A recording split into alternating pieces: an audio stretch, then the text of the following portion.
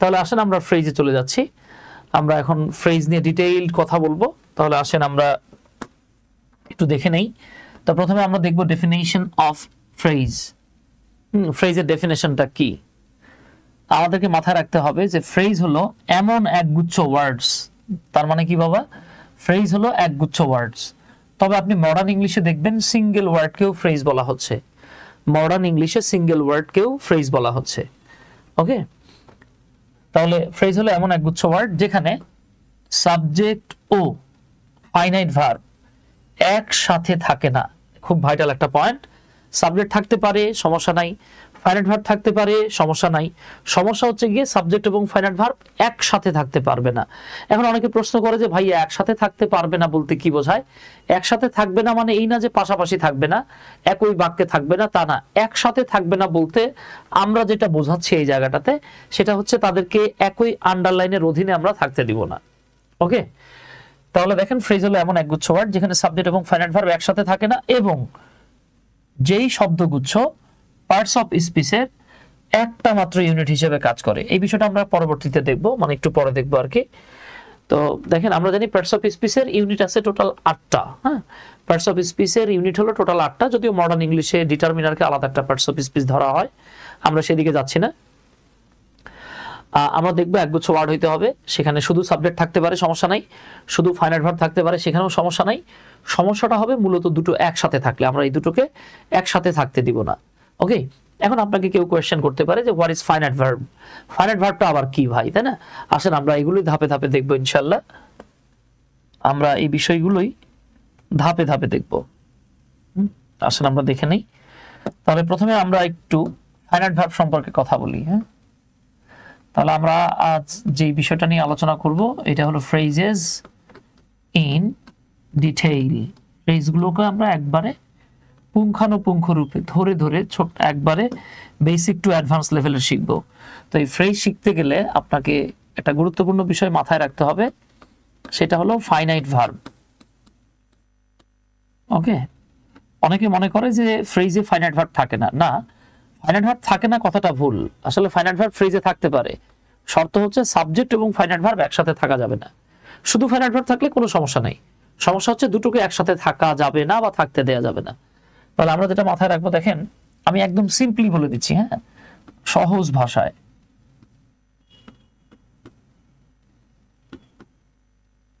ভাষায়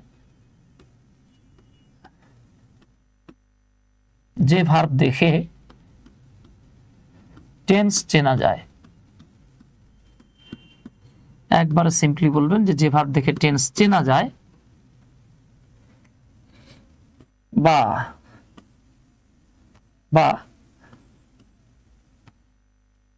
সাবজেক্ট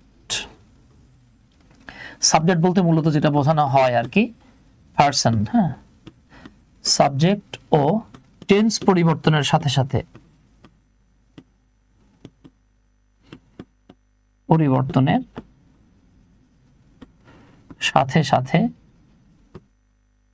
যে ভার্বের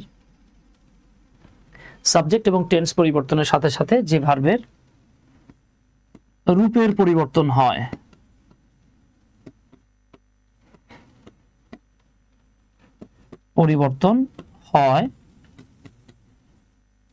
তাকে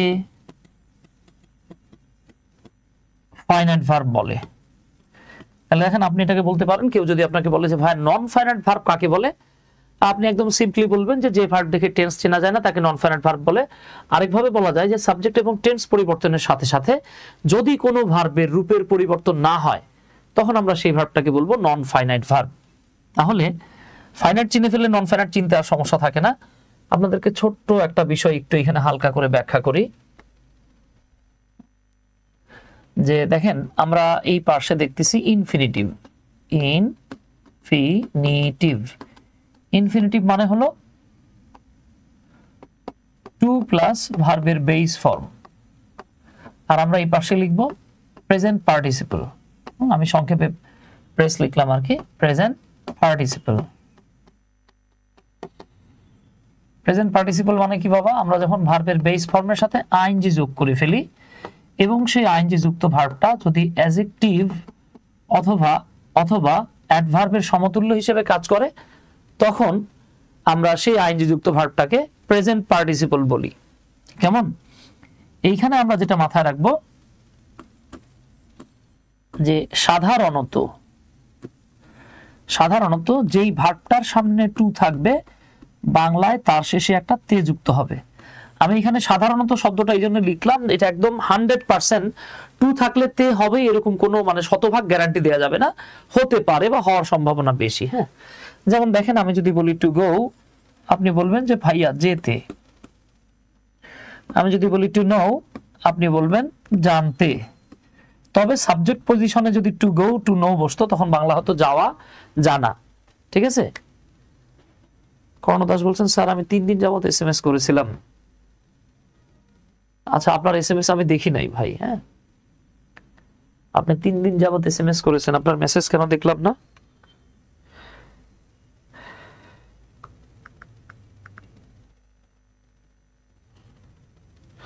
আচ্ছা ঠিক আছে, আমি ক্লাস শেষ করে নেই। হ্যাঁ, আচ্ছা তাহলে আমরা যেটা বলতেছিলাম, দেখেন যেই ভার্বটার পূর্বে টু থাকবে আমরা তার শেষে সাধারণত তে যুক্ত করব। তবে সাবজেক্ট পজিশনে যদি থাকতো, এটা নিয়ে আমি আপনাদের সাথে ট্রান্সলেশনের ক্লাসে ব্যাখ্যা করেছি। হ্যাঁ, ট্রান্সলেশনের ক্লাসে আমি ব্যাখ্যা করেছি যে যদি সাবজেক্ট পজিশনে ইনফিনিটিভ বা জিরান থাকে তখন ভার্বের রুট মিনিং লিখতে হয়। যেমন ইট মানে খাওয়া, আপনাকে টু ইট মানে খাওয়া লিখতে হবে। যেমন আপনি যদি বলেন to it is essential for all, তখন আবার বাংলা হয়ে যাবে খাওয়া সবার জন্য অপরিহার্য। আপনি যদি বলেন eating is essential for all, তখন হয়ে যাবে খাওয়া সবার জন্য অপরিহার্য। এটা নিয়ে আমি আপনাদেরকে ট্রান্সলেশনের ক্লাসে ব্যাখ্যা করেছিলাম। হ্যাঁ, এরপর আপনি যদি বলেন টু সি, তাহলে বলবেন দেখতে। ওকে, যে দেখতে, জানতে, খেতে, যেতে, হ্যাঁ তে থাকলে আমরা টু লিখব। অন্যদিকে আমরা যেটা মাথায় রাখবো যে সাধারণত যে ভার্বটার সাথে আইএনজি যোগ হবে আমরা বাংলায় তার শেষে একটা ইয়া, এ অথবা এ কার যোগ করব। এটা একদম 100% হবে না, তাই আমি এখানে সাধারণত লিখেছি। তাহলে আপনি মাথায় রাখবেন যার সাথে আইএনজি যোগ হবে বাংলায় সাধারণত তার সাথে ইয়া, এ অথবা এ কার যোগ হবে। যেমন আমরা যদি বলি গোইং, এই যে আইএনজি যোগ হয়ে গেছে, আমরা এখানে বলবো গিয়া অথবা গিয়ে, এই যে দেখেন এ কার যুক্ত হয়ে গেছে। আবার আমরা যদি বলি নোইং, বাংলায় ইয়া যোগ হবে। যেমন আপনি বলতে পারেন জানিয়া অথবা বলতে পারেন জেনে। এভাবে যদি বলেন হিয়ারিং, তাহলে বাংলাটা হবে শুনিয়া অথবা শুনে। তার মানে যার সাথে আইএনজি যোগ হচ্ছে তার সাথে একটা ইয়া অথবা একার যুক্ত হয়। এইটা ভাই আমরা একটু মাথায় রাখবো। হ্যাঁ, এটা আমরা একটু মাথায় রাখবো। আসেন তাহলে আমরা এই জায়গাটা একটু দেখে নেই। তা আমি বলেছিলাম যে ভার্ব দেখে টেন্স চেনা যায় সেটা ফাইনাইট, টেন্স না চিনলে নন ফাইনাইট। এখন আমি সিম্পলি আপনাদেরকে একবারে সহজ সরল উদাহরণ দিয়ে যদি বোঝায় দেই, ইনশাল্লাহ এরপর আপনার আর কখনোই ফাইনাইট নন ফাইনাইট বুঝতে অসুবিধা হবে না। যেমন ধরেন আমি লিখলাম যে সে আমাকে লিখতে সাহায্য করে। এবার আমি আরেকটা বাক্য লিখলাম যে সে আমাকে লিখতে সাহায্য করেছিল। ওকে, আমি আরেকটা বাক্য লিখলাম সে আমাকে লিখতে সাহায্য করবে। তাহলে আমরা প্রথম বাক্যে দেখতে পাচ্ছি সে আমাকে লিখতে সাহায্য করে। এটা কোন টেন্স? এটা ডেফিনেটলি প্রেজেন্ট টেন্সে আছে, তাই না? এটা প্রেজেন্ট টেন্সে আছে। তাহলে আমরা বলবো প্রথমটা হলো প্রেজেন্ট টেন্স। সে আমাকে লিখতে সাহায্য করেছিল, এখন আর করতেছে না, সো এটা হচ্ছে ফার্স্ট টেন্স। আমি যদি বলি সে আমাকে সাহায্য করবে, এইটা হচ্ছে ভাইজান ফিউচার টেন্স। ওকে, এইবার আসেন আমরা এই বাক্যগুলোকে একটু ট্রান্সলেট করি। সে আমাকে লিখতে সাহায্য করে। এখন আমি যদি লিখি যে হি হেল্পস মি, বাংলা হয়ে গেল সে আমাকে সাহায্য করে। এখন আপনি প্রশ্ন করলেন যে দাদা বা ভাই সে যে সাহায্য করে তা কি সাহায্য করে? যে লিখতে সাহায্য করে। এইখানেও দেখেন লিখতে আছে, এইখানেও লিখতে আছে। তো আমাদের কিন্তু জানা আছে, আমরা জানি যার শেষে তে থাকে তার সামনে টু হয়। তাহলে আমি লিখবো he helps me to write, সে আমাকে লিখতে সাহায্য করে। এবার আমি যদি বলি সে আমাকে সাহায্য করেছিল, তাহলে আমি লিখবো হি হেল্পড মি টু রাইট। এই দেখেন সে আমাকে লিখতে সাহায্য করেছিল। এবার যদি ফিউচার টেন্সে লিখি তাহলে আমি কি লিখবো ভাই, he will help me to right. এইবার আপনি যদি জাস্ট এই জায়গাটাতে একটু খেয়াল করেন, আমরা বলেছিলাম যে ভার্ব দেখে টেন্স চেনা যায়, বা টেন্স পরিবর্তনের সাথে সাথে যে ভার্বের রূপের পরিবর্তন হয়, আমরা সেই ভার্বটাকে ফাইনাইট ভার্ব বলেছি। এই যে দেখেন হেল্পস দেখে আপনি টেন্স চিনতে পারতেছেন, প্রেজেন্ট টেন্স। হেল্প দেখে চিনতে পারতেছেন পাস্ট টেন্স। উইল হেল্প দেখে চিনতে পারতেছেন ফিউচার টেন্স। তাহলে যে ভার্ব দেখে টেন্স চেনা যায় সেইটাই ফাইনাইট ভার্ব, আবার আমরা বলেছিলাম পার্সন এবং টেন্স পরিবর্তনের সাথে সাথে যে ভার্বের রূপের পরিবর্তন হয় সেইটাই ফাইনাইট। আপনি জাস্ট খেয়াল করেন তো বাবা, প্রেজেন্ট টেন্সে ছিল হেল্পস, পাস্ট টেন্সে কিন্তু আর হেল্পস হচ্ছে না, ফাইনাইট ভার্বটা হেল্পড হয়ে গেল। আবার দেখেন ফিউচার টেন্সে এবার হেল্পস অথবা হেল্প হয় না, হয়ে গেল কি উইল হেল্প। তার মানে বিষয়টা যেটা দাঁড়াচ্ছে, আমরা যখন ফাইনাইট ভার্ব পাবো, ফাইনাইট ভার্বটা টেন্স পরিবর্তনের সাথে সাথে তার রূপের পরিবর্তন করতেছে। অন্যদিকে আমরা যদি এই জায়গাটাতে একটু খেয়াল করি, দেখেন আমি এখানে লিখে রেখেছি টু রাইট, এখানেও লিখেছি টু রাইট, এইখানেও লিখেছি টু রাইট। আমি যদি শুধু টু রাইট লিখতাম, আপনার আমার পক্ষে জীবনেও টেন্স চেনা সম্ভব না। ঠিক আছে, তার মানে যে ভার্ব দেখে টেন্স চেনা যায় না সেটাই হচ্ছে আমাদের নন ফাইনাইট ভার্ব, সেটাই হলো আমাদের নন ফাইনাইট ভার্ব। তাহলে আমরা এটাকে বলবো এই যে NFV, নন ফাইনাইট ভার্ব। এই যে নন ফাইনাইট ভার্ব, এই ভার্বগুলোকে দেখে আমরা টেন্স চিনতে পারতেছি না। আরেকটা বিষয় হচ্ছে, আমরা যখন প্রেজেন্টে গিয়েছিলাম তখন হয়েছিল হেল্পস, পাস্টে গিয়ে হয়ে গিয়েছিল হেল্পড। বাট প্রেজেন্ট বলেন, পাস্ট বলেন, ফিউচার বলেন, যেটা নন ফাইনাইট ভার্ব, খেয়াল করেন এই যে টু রাইট, এটা প্রেজেন্ট টেন্সেও যা, পাস্ট টেন্সেও তা, ফিউচার টেন্সেও তা। তার মানে আমরা কি বুঝতেছি, যেটা নন ফাইনাইট ভার্ব সেটা দেখে আমরা কখনোই টেন্স চিনতে পারবো না। আবার যেটা নন ফাইনাইট ভার্ব সেটা টেন্সের পরিবর্তনের সাথে সাথে রূপের পরিবর্তন করছে না। এতটুকু বুঝতে পেরেছেন কিনা একটু কষ্ট করে বলেন। আমার দৃঢ় বিশ্বাস ইনশাল্লাহ এটা বোঝার জন্য আপনার আর রকেট সায়েন্স জানার প্রয়োজন নাই, খুব ইজিলি এটা আমরা বুঝতে পারবো ইনশাল্লাহ। মাশাআল্লাহ, অনেকে লিখছেন ইয়েস। আচ্ছা, থ্যাংক ইউ। তাহলে আমরা ইনশাল্লাহ এটা বুঝতে পারছি। তাহলে আমরা এতটুকু বোঝার জন্য আমাদের আর রকেট সায়েন্স জানার দরকার নাই। আর আমরা যেটা বলেছিলাম যে যদি কোনো ভার্বের সাথে আইএনজি যোগ হয়, সাধারণত বাংলায় তার শেষে একটা ইয়া যোগ হয়ে যায়, যেটা আমরা এখানে দেখেছি, তাই না? আচ্ছা, তাহলে আসেন আমরা এবার দুটো বাক্য লিখে আরো এক্সট্রা। আমি যদি বলি যে হিয়ারিং দ্য নিউজ, এতটুকুর বাংলা আপনারা একটু লিখে দেন তো। হিয়ারিং দ্য নিউজ বাংলা কি হবে? হ্যাঁ, ধন্যবাদ সুমনা। আচ্ছা, হিয়ারিং দ্য নিউজ এটার বাংলা কি হবে একটু কুইকলি বলেন তো বাবা। হিয়ারিং দ্য নিউজ, তা আমরা জানি যার সাথে আইনজি যোগ হয় বাংলায় তার শেষে ইয়া যোগ হয়। বাংলা হচ্ছে সংবাদটি শুনিয়া বা সংবাদটা শুনে। এখন আমি যদি শুধু এতটুকু বলি যে দাদা সংবাদটা শুনে কি আপনার পক্ষে টেন্স চেনা সম্ভব না। কিন্তু আমরা যদি বলি হিয়ারিং দ্য নিউজ, সংবাদটা শুনে শি ফেইন্টেড, সে অজ্ঞান হয়ে গেল। এবার আপনি টেন্স চিনতেছেন। তাহলে দেখেন ফেইন্টেড দেখে পাস্ট টেন্স চেনা যাচ্ছে, কিন্তু হিয়ারিং দেখে কোনোভাবেই টেন্স চেনা যায় না। তাহলে যে ভার্ব দেখে টেন্স চেনা যায় না সেটা হচ্ছে নন ফাইনাইট ভার্ব, কিন্তু এটা দেখে টেন্স চিনে ফেলছি, এটাই হলো আমাদের ফাইনাইট ভার্ব। ওকে ডিয়ার, এই তো সাব্বাস। তার মানে আমরা ধরে নিচ্ছি আমাদের এতটুকুর মধ্যে আর কোনো সমস্যা নাই। সো আমরা যে জায়গাটাতে ছিলাম, আসেন ওই জায়গাটা নিয়ে আমরা আরেকটু কথা বলি। আমরা কোথায় ছিলাম? আমরা ছিলাম ফ্রেজে। হ্যাঁ, তো দেখেন ফ্রেজ শনাক্তকরণের ক্ষেত্রে আপনাকে সবচেয়ে বেশি গুরুত্ব যে জায়গাটাতে দিতে হবে সেটা হলো আন্ডারলাইন। ঠিক আছে, আমি এখানে লেখাটা লিখে দিচ্ছি, মাথায় রাখবো আমরা যে ফ্রেজ শনাক্ত করার ক্ষেত্রে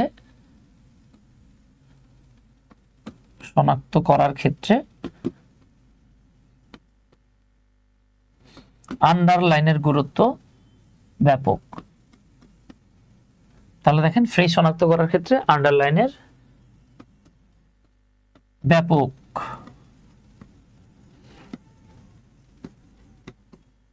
গুরুত্ব রয়েছে।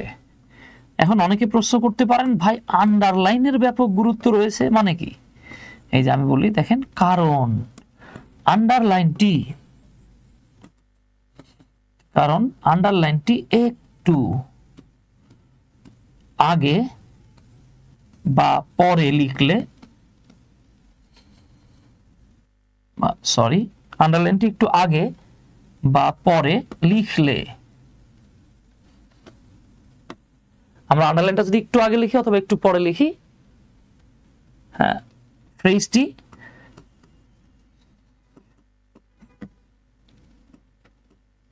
ফ্রেজটি পরিবর্তিত হয়ে যেতে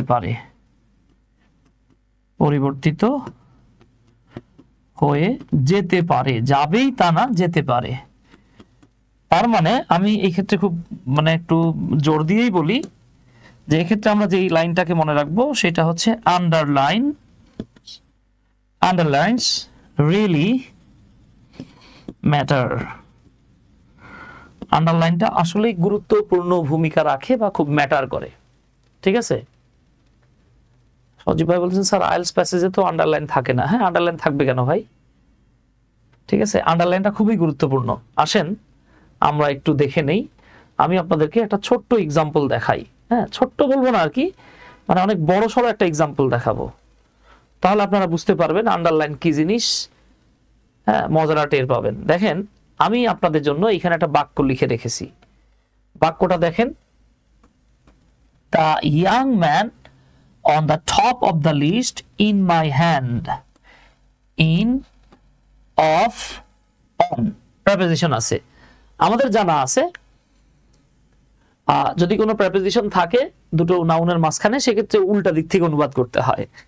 তাহলে আপনি কি বলবেন কোচিলেক্টর উপরের লিস্টের ভিতরে আমার হাত? নো, বাংলাটা হচ্ছে আমার হাতে লিস্টের একেবারে উপরের যে ইয়াং লোকটা, তিনি হলেন দ্য বেস্ট শেফ, সবচেয়ে ভালো শেফ বা রাঁধুনি, অফ আওয়ার হোল এরিয়া।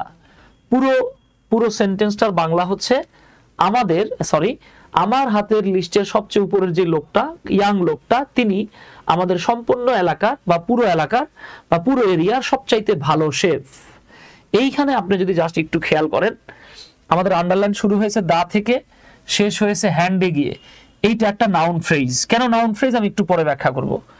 আবার দেখেন, এইখানে দা থেকে আন্ডারলাইন ছিল, বাট 2 নাম্বার কোয়েশ্চেনে দেখেন দায়ের নিচে আন্ডারলাইন নাই। এবার ইয়াং থেকে শুরু হয়ে হ্যান্ড পর্যন্ত চলে গেছে, স্টিল এটা নাউন ফ্রেজ। 3 নাম্বারে দেখেন এবার ম্যান থেকে শুরু করে হ্যান্ড পর্যন্ত চলে গিয়েছে, স্টিল এটাও নাউন ফ্রেজ। আবার যখন এটা অন থেকে শুরু হয়ে হ্যান্ডে গিয়ে শেষ হয়েছে, এইটা হয়ে গেছে অ্যাডজেক্টিভ ফ্রেজ। তার মানে আন্ডারলাইন খুব গুরুত্বপূর্ণ। আবার যখন আমরা এই আন্ডারলাইনটা অন থেকে শুরু করে ইন পর্যন্ত শেষ করে দিয়েছি, তখন এটা আবার প্রিপোজিশনাল ফ্রেজ। আবার আমরা এই আন্ডারলাইনটা যখন অনের পরে দা থেকে শুরু করে হ্যান্ড পর্যন্ত শেষ করেছি, এটা আবার নাউন ফ্রেজ। আবার যখন আমরা এটাকে 2টা প্রিপোজিশনের মাঝখানে আন্ডারলাইনটা আছে, তখন এটা নাউন ফ্রেজ। আবার দেখেন, আপনি যখন দেখতেছেন টপ থেকে শুরু করে লিস্ট পর্যন্ত, স্টিল এটা নাউন ফ্রেজ। আবার আপনি যখন দেখতেছেন অফ থেকে শুরু করে হ্যান্ড পর্যন্ত, তখন এটা আবার অ্যাডজেক্টিভ ফ্রেজ।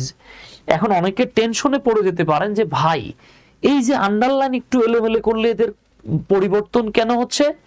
এইখানে একটা মারাত্মক ঘটনা আছে। এই ঘটনাটাই আমাদের আজকের ক্লাসের পরে আপনি আর জীবনে কোনোদিনও আটকাবেন না ইনশাআল্লাহ। যদি পুরো ক্লাসটা মনোযোগ দিয়ে দেখেন, আজকের পরে আপনাকে যদি কেউ ফ্রেজে আটকাতে যায়, তাহলে তারে মনে করেন সেই লেভেলের স্টাডি করে গবেষণা করে আপনার আটকাইতে হবে। তবে শর্ত হচ্ছে পুরো ক্লাসটা মারাত্মক বা ব্যাপক মনোযোগের সহকারে ক্লাসটা দেখবেন ইনশাআল্লাহ। আজকের ক্লাসের পরে আমাদের আর কখনোই ফ্রেজ আইডেন্টিফিকেশনের সমস্যা হবে না ইনশাআল্লাহ। হ্যাঁ, সো আসেন আমরা শুরু করে দিচ্ছি। তো আমি যে বিষয়টা বলেছিলাম যে ফ্রেজ হলো একগুচ্ছ ওয়ার্ড যেখানে সাবজেক্ট এবং ফাইনাইট ভার্ব একসাথে থাকবে না। তাহলে আমি একটা বাক্য লিখতেছি, আপনারা বাক্যের আন্ডারলাইন করা অংশগুলো দেখবেন, আন্ডারলাইন করা অংশগুলো দেখবেন, দেখে আমাকে বলবেন যে এখানে ফ্রেজ আছে কিনা। ঠিক আছে, তাহলে আমি একটা বাক্য লিখতেছি, ধরেন আমি লিখলাম the old man has been working, the old man has been calling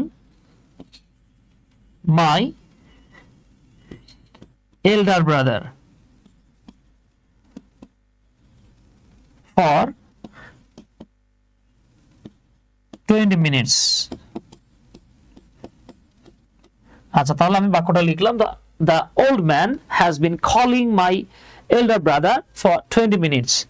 এবার আপনারা জাস্ট একটু আন্ডারলাইন দেখে দেন কথা বলবেন। হ্যাঁ, আমি আন্ডারলাইন করলাম the old man, আমি the old man এর নিচে আন্ডারলাইন করেছি, আপনারা বলবেন এটা ফ্রেজ কি না। আমি এবার একটা জিগজ্যাগ মানে আঁকা বাঁকা লাইন দিলাম, has been calling এর নিচে আন্ডারলাইন করেছি, আপনারা বলবেন এটা একটা ফ্রেজ কি না। আবার আমি একটা সোজা লাইন দিলাম, মাই এল্ডার ব্রাদার, এইটা আপনাদের কাছে ফ্রেজ মনে হচ্ছে কি না। আবার আমি একটা জিগজ্যাগ লাইন দিলাম, আপনারা আমাকে বলবেন এইটা আপনাদের কাছে ফ্রেজ মনে হচ্ছে কি না। ওকে, আচ্ছা আসেন আমরা এটাকে একটু ওয়ান বাই ওয়ান ভেঙে ভেঙে দেখি। তাহলে দেখেন, আমরা যদি বলি দা ওল্ড ম্যান, আমরা বলেছিলাম ফ্রেজ হতে গেলে একগুচ্ছ ওয়ার্ড থাকতে হয়। একগুচ্ছ মানে হচ্ছে কমপক্ষে দুইটা। কয়টা বাবা? কমপক্ষে দুইটা থাকতে হবে। তাহলে আমরা একটু দেখি তো এখানে কমপক্ষে দুইটা আছে কিনা। হ্যাঁ, তিনটা আছে। এবার ফ্রেজ হওয়ার আরেকটা শর্ত হচ্ছে একসাথে সাবজেক্ট এবং ভার্ব থাকা যাবে না। তাহলে আমরা আন্ডারলাইনের বাইরে যাব না, তাহলে আমাদের সমস্যা। কারণ আমরা বলেছি ফ্রেজ শনাক্তকরণের ক্ষেত্রে আন্ডারলাইন রিয়েলি ম্যাটার্স। তাহলে আমরা এখানে যেটা খেয়াল করব, এই যে আন্ডারলাইনটা শুরু হয়েছে দা থেকে শেষ হয়েছে ম্যান পর্যন্ত, এতটুকু জায়গায় আপনি বলতে পারেন ভার্বের সামনে আছে, তাই এটা একটা সাবজেক্ট। ওকে, এই অংশটাকে সাবজেক্ট বলেন, বাট এখানে তো কোনো ফাইনাইট ভার্ব নাই। তাহলে যেহেতু এই এতটুকু অংশের সাবজেক্ট এবং ভার্ব একসাথে নাই, তাই এই অংশটুকুকে আমরা একসাথে বলতে পারি যে এইটা একটা ফ্রেজ। এইবার আসেন আমরা একটু দেখি, এই যে হ্যাজ বিন কলিং, দেখেন তো এখানে কি একগুচ্ছ ওয়ার্ড আছে কিনা। ডেফিনেটলি একগুচ্ছ ওয়ার্ড আছে। এই যে দেখেন 1 2 3, হ্যাজ বিন কলিং দেখে কি টেন্স চেনা যায়? যায়। এটা হচ্ছে প্রেজেন্ট পারফেক্ট কন্টিনিউয়াস টেন্স। তাহলে যে ভার্ব দেখে টেন্স চেনা যায় সেটা কিন্তু ফাইনাইট ভার্ব। তাহলে আমরা এখানে একগুচ্ছ ওয়ার্ড পেয়েছি, ফাইনাইট ভার্বও পেয়েছি। এখন আঁকা বাঁকা এই যে আপনার রেড লাইনটা আছে, এতটুকু জায়গায় দেখেন সাবজেক্ট নাই, শুধু ফাইনাইট ভার্ব আছে। যেহেতু সাবজেক্ট এবং ফাইনাইট ভার্ব একসাথে থাকে না, এখানে নাইও, তাই আমরা এটাকেও বলতে পারি যে জি, আপনিও একটা ফ্রেজ। এইবার আসেন আমরা একটু দেখি মাই এল্ডার ব্রাদার, এখানে কি একগুচ্ছ ওয়ার্ড আছে?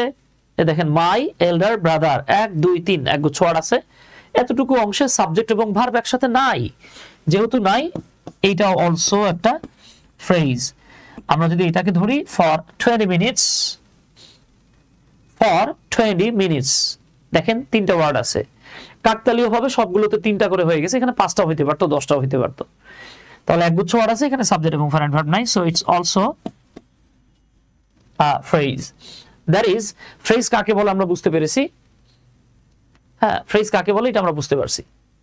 আই হোপ এই জায়গাটাতে আমাদের কারো কোনো সমস্যা নাই। তাহলে এই হলো ফ্রেজ। ফ্রেজগুলোকে যদি ভাগ করেন, মূলত ফ্রেজ হলো 7 প্রকার। তবে বাংলাদেশের বিভিন্ন বই আপনাকে বলবে ফ্রেজ হলো 9 প্রকার। ঠিক আছে, তারা একটা বলবে ইনফিনিটিভ ফ্রেজ, আর একটা বলে পার্টিসিপল ফ্রেজ। দাদা, আপনি ইনফিনিটিভ ফ্রেজও যদি বলেন, সেটাকে হয় নাউন ফ্রেজ হতে হবে। হাই রিপিট, অনেকে বলে ইনফিনিটিভ ফ্রেজ, ভাইরে যেটা ইনফিনিটিভ ফ্রেজ সেটা হয় নাউন ফ্রেজ হবে, না হলে অ্যাডজেক্টিভ ফ্রেজ হবে, আর না হলে অ্যাডভার্ব ফ্রেজ হবে।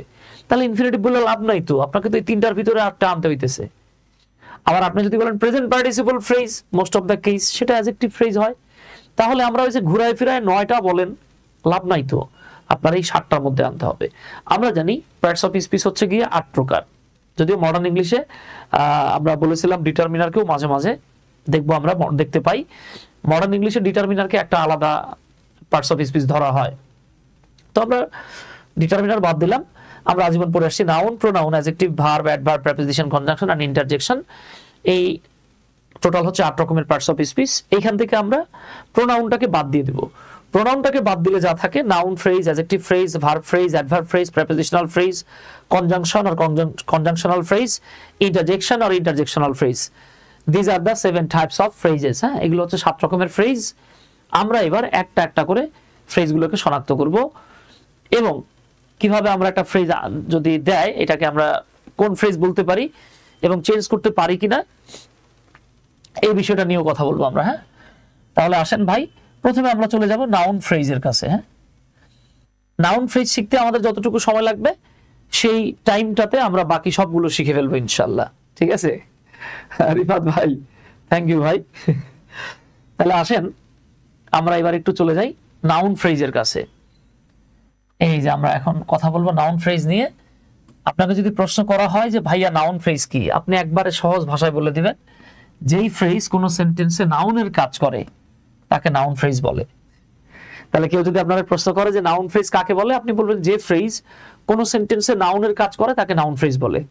এবার যদি বলে তাহলে ভাই ভার্ব ফ্রেজ বা ভার্বাল ফ্রেজ কি, ওই যে বলবেন যে ফ্রেজ কোনো সেন্টেন্সে ভার্বের কাজ করে সেটা ভার্ব ফ্রেজ বা ফ্রেজাল ভার্ব বা ভার্বাল ফ্রেজ। যদি কেউ আপনাকে বলে ভাই তাহলে অ্যাডজেক্টিভ ফ্রেজ কি, খুব সহজ, আপনি বলবেন যে ফ্রেজ কোনো সেন্টেন্সে অ্যাডজেক্টিভের কাজ করে সেটাই হচ্ছে অ্যাডজেক্টিভ ফ্রেজ। তার মানে পার্টস অফ স্পিচের কাজগুলো যদি কোনো ফ্রেজ করে সেটা সেই নামের ফ্রেজ হয়ে যায়।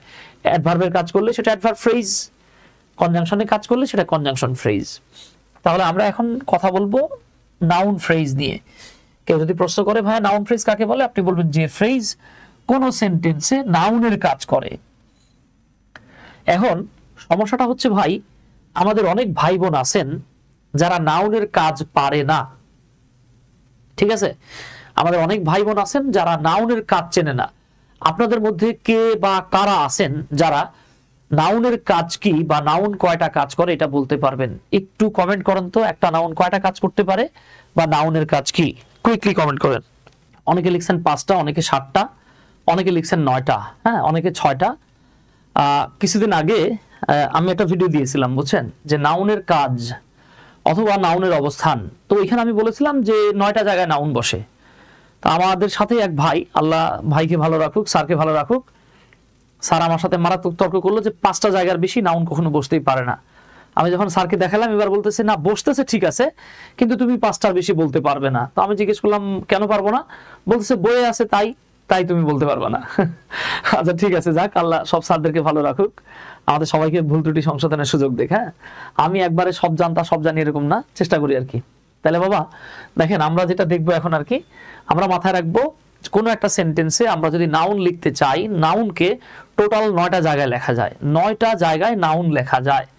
তো এই 9টা জায়গায় নাউন লেখা যায়, এগুলো যদি না জানেন আপনি নাউন ফ্রেজ শনাক্ত করতে পারবেন না। আপনাদেরকে আমি ছোট্ট করে একটু মনে করাই দিই, আমরা কিন্তু বলেছিলাম ডিটারমিনারের কথা। হ্যাঁ, যারা ডিটারমিনার সম্পর্কে জানেন না তাদেরকে অবশ্যই ডিটারমিনারটা জানতে হবে। হ্যাঁ, আমি অবশ্য আপনাদেরকে ক্লাস নিয়েছিলাম সম্ভবত 8 নাম্বার বা 9 নাম্বার ক্লাসের দিকে, মেবি 8 বা 9 নাম্বার ক্লাসের দিকে মেবি আমি আপনাদেরকে পার্টস অফ স্পিচ আইডেন্টিফিকেশনের একটা বিশাল লম্বা ক্লাস দিয়েছিলাম, মনে আছে, অলমোস্ট 2 আওয়ার্সের। সেখানে আমি বলেছিলাম যে ভাই আমি জাস্ট এখন মুখে বলে দিই যে ডিটারমিনার হলো এক বা একাধিক ওয়ার্ড যারা সাধারণত নাউনের পূর্বে বসে ওই নাউনটাকে সুনির্দিষ্ট করে অথবা নাউনটাকে সীমাবদ্ধ করে দেয়। এরপরে ট্র্যাডিশনাল গ্রামারের একটা কথা হচ্ছে যে সব ডিটারমিনারই অ্যাডজেক্টিভ, কিন্তু সব অ্যাডজেক্টিভ ডিটারমিনার নয়।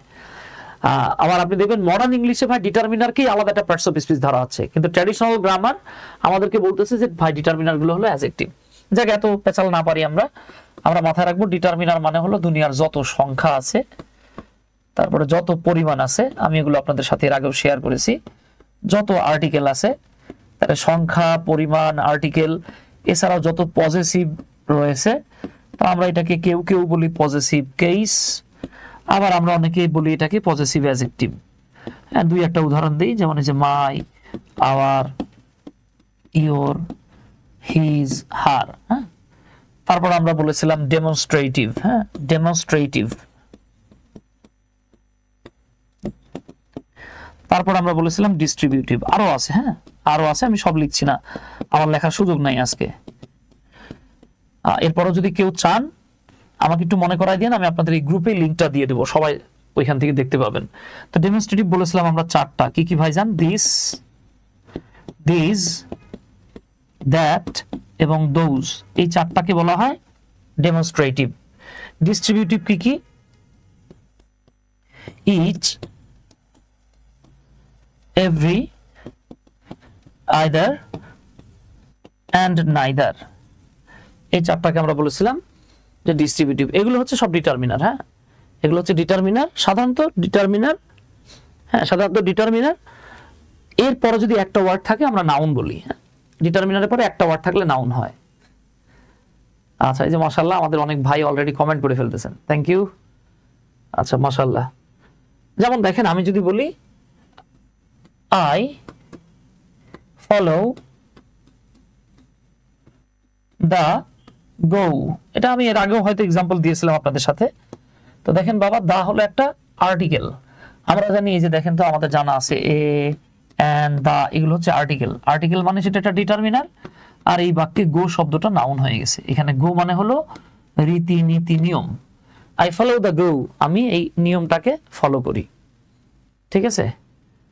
এছাড়া ওয়ান সাচ, এসব কি ডেমনস্ট্রেটিভ হয়? আব্দুল্লাহ আল মামুন ভাই, ওয়ান সাচ এগুলো কখনোই আসলে ডেমনস্ট্রেটিভ না।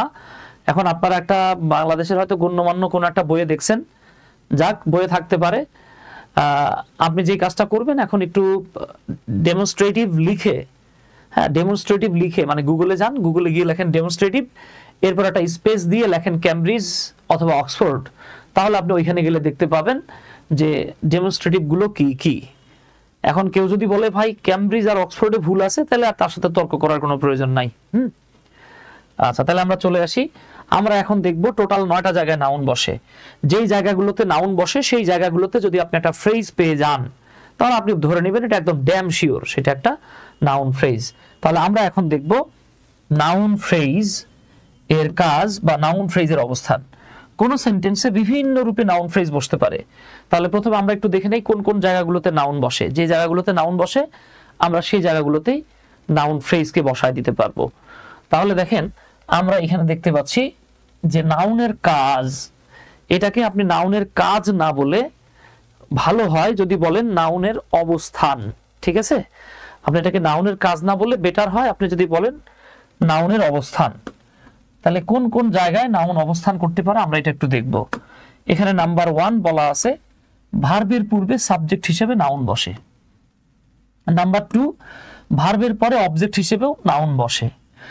এই যে দেখেন আমরা এখানে একটা বাক্য দেখতে পাচ্ছি, সুমাইয়া ফাউন্ড আব্দুল্লাহ। এই বাক্যে সুমাইয়া হলো সাবজেক্ট, আব্দুল্লাহ হচ্ছে object.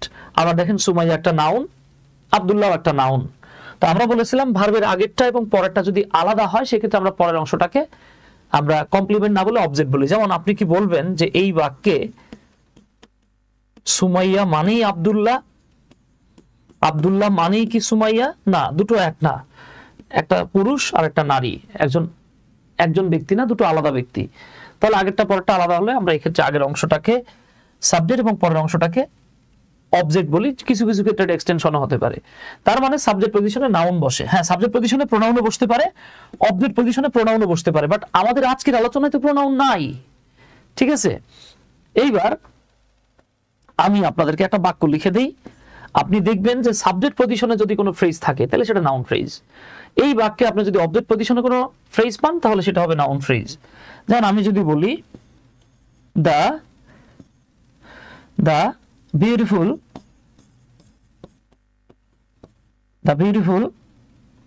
tall lady,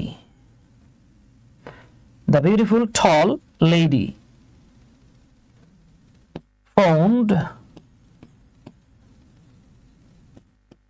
the young religious person. আচ্ছা, তাহলে আমরা এবার একটু দেখি আপনারা আমাকে বলেন তো দ্য বিউটিফুল টল লেডি এটাকে একটা ফ্রেজ বলা যায় কিনা, এবং দ্য ইয়াং রিলিজিয়াস পারসন, আমি চাইলে পারসন না লিখে লিখতে পারতাম ম্যান। দেখেন তো এই যে আন্ডারলাইন করা, হ্যাঁ আপনারা এই যে আন্ডারলাইন করা যে অংশটা দেখতেছেন, এই দুটো অংশ আপনাদের কাছে ফ্রেজ মনে হয় কিনা, এই দুটো ফ্রেজ কিনা জাস্ট কুইকলি একটু কমেন্ট করেন তো প্লিজ, কুইকলি কমেন্ট করতে হবে। হারিস মিয়া ভাইজান বলছেন যে জি ইয়েস, হ্যাঁ ডেফিনেটলি সবগুলোই ফ্রেজ, মানে আন্ডারলাইন করা দুটোই ফ্রেজ। 1 2 3 4 আমরা একগুচ্ছ ওয়ার্ড পেয়েছি। দ্য বিউটিফুল টল লেডি, এখানে 1 2 3 4 একগুচ্ছ ওয়ার্ড আছে, এতটুকু অংশে একসাথে সাবজেক্ট আর ভার্ব নাই, সো আমরা এই অংশটাকে বলবো এটা একটা ফ্রেজ, সংক্ষেপে পিএস লিখলাম।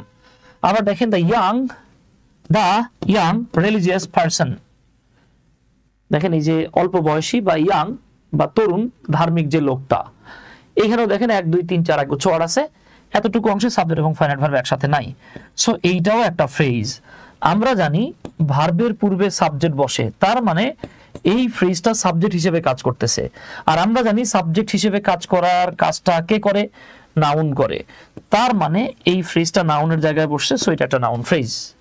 একইভাবে দেখেন এটা হলো অবজেক্ট, আপনি কি বলবেন যে লেডি মানেই হচ্ছে ওই লোকটা, নো, দুটো আলাদা। তাহলে সামনের অংশে আছে সাবজেক্ট, পেছনের অংশে অবজেক্ট, আমরা দেখতে পাচ্ছি যে অবজেক্টটা এখানে নাউনের কাজ করছে, আর নাউনের কাজ যেহেতু পুরো ফ্রেজটা করছে, তাই আমরা এটাকে বলবো নাউন ফ্রেজ। বুঝতে পেরেছেন কি না প্লিজ আমাকে একটু কষ্ট করে কমেন্ট করেন। আচ্ছা মাশাআল্লাহ, ধন্যবাদ। আচ্ছা তাহলে আমরা সাবজেক্ট পজিশনে নাউন পাই, যদি সাবজেক্ট পজিশনে কোনো ফ্রেজকে পেয়ে যাই বা এটা একদম কনফার্ম নাউন ফ্রেজ।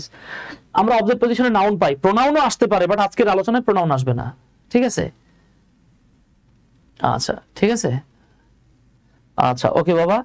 এইবার আসেন আমরা আরেকটা বিষয় জানি, সেটা হলো ভার্বের পরে কমপ্লিমেন্ট হিসেবেও নাউন বসে, ঠিক আছে? কমপ্লিমেন্ট হিসেবেও নাউন বসে, যেমন উই আর কার্পেন্টার্স, এই কার্পেন্টার্স মানে হলো কাঠ মিস্ত্রি, আমরা কাঠমিস্ত্রি। কাঠমিস্ত্রি কারা? আমরা কারা? কাঠমিস্ত্রি। তাহলে দেখেন এই বাক্যে উই মানেই হইল কার্পেন্টার্স, আর কার্পেন্টার্স মানেই হলো উই, আগেরটা পরেরটা এক হলে কমপ্লিমেন্ট হয়। আর আমরা জানি ভাই কার্পেন্টার্স এটা হচ্ছে কাঠমিস্ত্রি, এটা একটা, এটা দিয়ে মানুষ বোঝাইতেছে, ঠিক আছে? কার্পেন্টার্স দিয়ে মানুষ বোঝাচ্ছে, মানুষের একটা পেশার নাম বোঝাচ্ছে, অথবা বলতে পারেন একটা পেশার মানুষকে বোঝাচ্ছে, সো এটা একটা নাউন। আর আমরা এটাও জানি যে একমাত্র কমন নাউনই প্লুরাল হয়, সো এটা একটা কমন নাউন। ওকে, আপনি কিন্তু দেখতে পাচ্ছেন আমরা এই কার্পেন্টারই আমরা, আগেরটা পরেরটা এক হলে পরের অংশটাকে কমপ্লিমেন্ট বলা হয়। এইবার আমি যদি এইভাবে লিখি, আমি যদি এইভাবে লিখতাম যে ধরে নেন আমরা লিখলাম যে রিফাত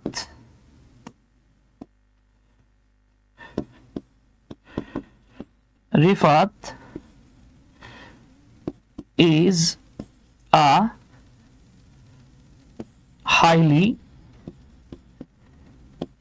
talented person, রিফাত একজন উচ্চ জ্ঞানের অধিকারী বা অত্যন্ত মেধাবী একজন ব্যক্তি। এই বাক্যে রিফাতকে একটা highly talented person, highly talented পারসনটাকে রিফাত, তাহলে আগের অংশটা সাবজেক্ট, পরের অংশটা কি হয়ে গেছে বাবা? কমপ্লিমেন্ট। তাহলে আমরা এই কমপ্লিমেন্টটাকে বলবো যে এইটাও হলো একটা নাউন ফ্রেজ। আশা করি ইনশাআল্লাহ এতটুকু বোঝার জন্য আপনাকে আর খুব বেশি প্যারা নিতে হবে না।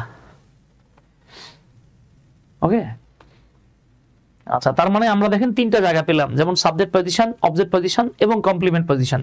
এই তিনটা পজিশনে যদি ফ্রেজ পান আপনি বুঝতে পারবেন সেটা হচ্ছে নাউন ফ্রেজ। তবে কমপ্লিমেন্ট হিসেবে অনেক সময় নাউনের জায়গায় অ্যাডজেক্টিভ ফ্রেজও বসে, সেটা কখন বসে আমরা অ্যাডজেক্টিভে গিয়ে ব্যাখ্যা করব, জাস্ট একটু ওয়েট করেন ইনশাআল্লাহ। এবার 4 নাম্বার, ডিটারমিনারের পরে যদি একটা ওয়ার্ড থাকে তাহলে সেটা নাউন হয়। যেমন রানা হ্যাজ সাম বুকস, সাম একটা সংখ্যা তাই এটা একটা ডিটারমিনার, বুকস একটা নাউন। কিন্তু আমি যদি এভাবে লিখতাম যে Rana has some rare Indian books. এইবার দেখেন যদি আন্ডারলাইনটা রেয়ার ইন্ডিয়ান বুকস এর নিচে থাকতো তাহলে আমরা দেখতে পাচ্ছিলাম যে সাম শব্দটা হলো একটা ডিটারমিনার। এবার দেখেন তো ভাই, রেয়ার ইন্ডিয়ান বুকস, এখানে কি একগুচ্ছ ওয়ার্ড আছে? 1 2 3 একগুচ্ছ ওয়ার্ড আছে। এতটুকু অংশে একসাথে সাবজেক্ট আর ভার্ব নেই, তার মানে এইটা হয়ে গেছে একটা ফ্রেজ। এখন এই ফ্রেজটা কোথায় বসছে? ডিটারমিনারের পরে বসছে। তার ডিটারমিনারের পরে কিটা বসে? নাউন বসে। তাহলে এটা কি? আবার কি? Noun phrase. ঝামেলা শেষ। এখন সমস্যাটা হবে ভাই, যে ভদ্রলোক ডিটারমিনার চেনে না তার জন্য সমস্যা হবে।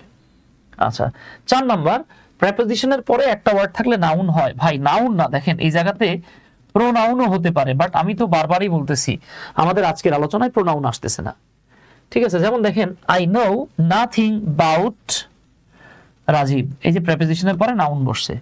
এখন এই বাক্যটাই আমি এভাবে বলতে পারতাম, I know nothing about the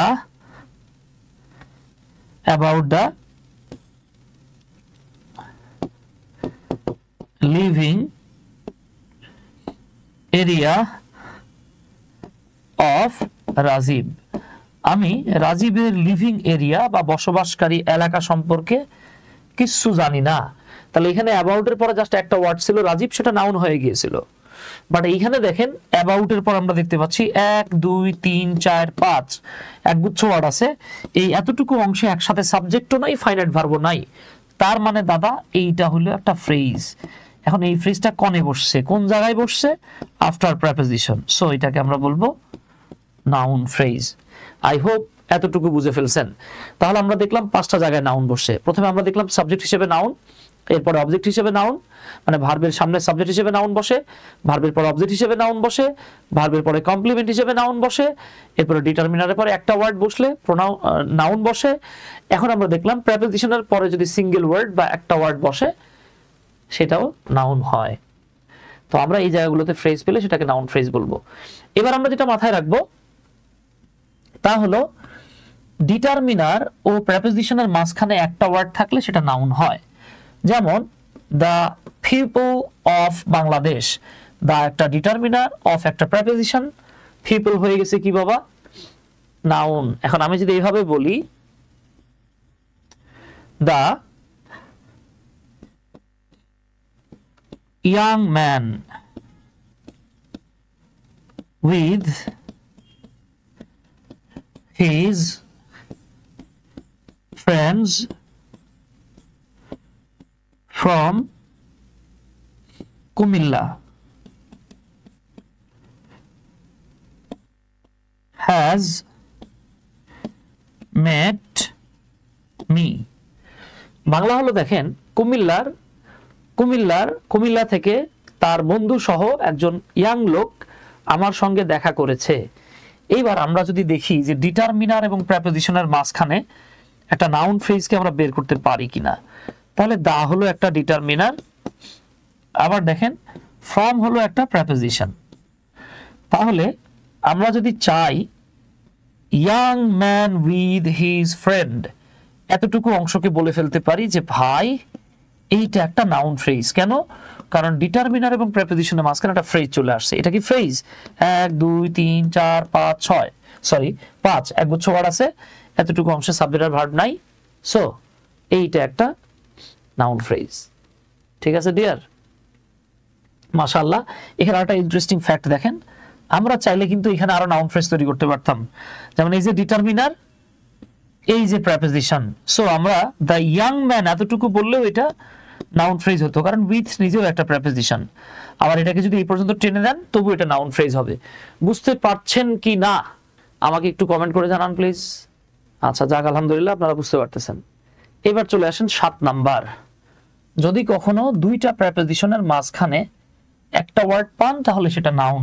যেমন she sat in front of me। তো এই যে দেখেন ইন ফ্রন্ট অফ, দুই প্রেপোজিশনের মাঝখানের ওয়ার্ড নাউন হয়ে গেছে। যাক, অনেকে জি স্যার থ্যাংক ইউ লিখছেন, থ্যাংক ইউ সবাইকে। নাসিমা মোজাম্মেল ভাই, শান্তনা আক্তার, সৈয়দ আহমেদ ভাই, মশিউর রহমান রিফাত ভাই, জাকিয়া হোসেন, শহীদুল ইসলাম ভাই, আব্দুল আজিজ ভাই, আচ্ছা আচ্ছা, থ্যাংক ইউ। এবার দেখেন তো আমরা যদি এইভাবে লিখি, the future of the people of the villages of Bangladesh is bright. তাহলে বাংলাটা কি আসতেছে? বাংলাদেশের গ্রামের মানুষের ভবিষ্যৎ হলো উজ্জ্বল। এইবার আপনাকে যদি বলা হয় দুই প্রেপোজিশনের মাঝখানে, এই যে দুই প্রেপোজিশনের মাঝখানে দ্য পিপল, এইটা একটা নাউন ফ্রেজ। আবার যদি বলেন যে ভাই এই যে দুই প্রেপোজিশন এর মাঝখানে আছে দ্য ভিলেজেস, এইটাও একটা নাউন ফ্রেজ। আবার আপনি যদি চান যে না ভাই আমি এটা একটু বড় করে নিব, তাহলে নেন এই যে দুই অফের মাঝখানে the people of the villages, এইটাও একটা নাউন ফ্রেজ। সো আশা করি এতটুকু বুঝে ফেলছেন। এখন এই জায়গাগুলো যিনি মনে রাখতে পারবেন না তার জন্য বিপদ হয়ে যাবে। যাক মাশাআল্লাহ, আপনারা আশা করি পারবেন। পরের লাইনে আসেন। অ্যাডজেক্টিভের পরে একটা ওয়ার্ড থাকলে সাধারণত সেটা নাউন হয়ে যায়। যেমন they were brilliant students, brilliant শব্দটাই একটা অ্যাডজেক্টিভ, স্টুডেন্টস একটা নাউন। এখন আমরা যদি বলি they were brilliant, tall, white, American students। তাহলে বাংলা কি হচ্ছে? তারা ছিল মেধাবী, লম্বা, ফর্সা বা সাদা বা শ্বেতাঙ্গের আমেরিকান স্টুডেন্টস।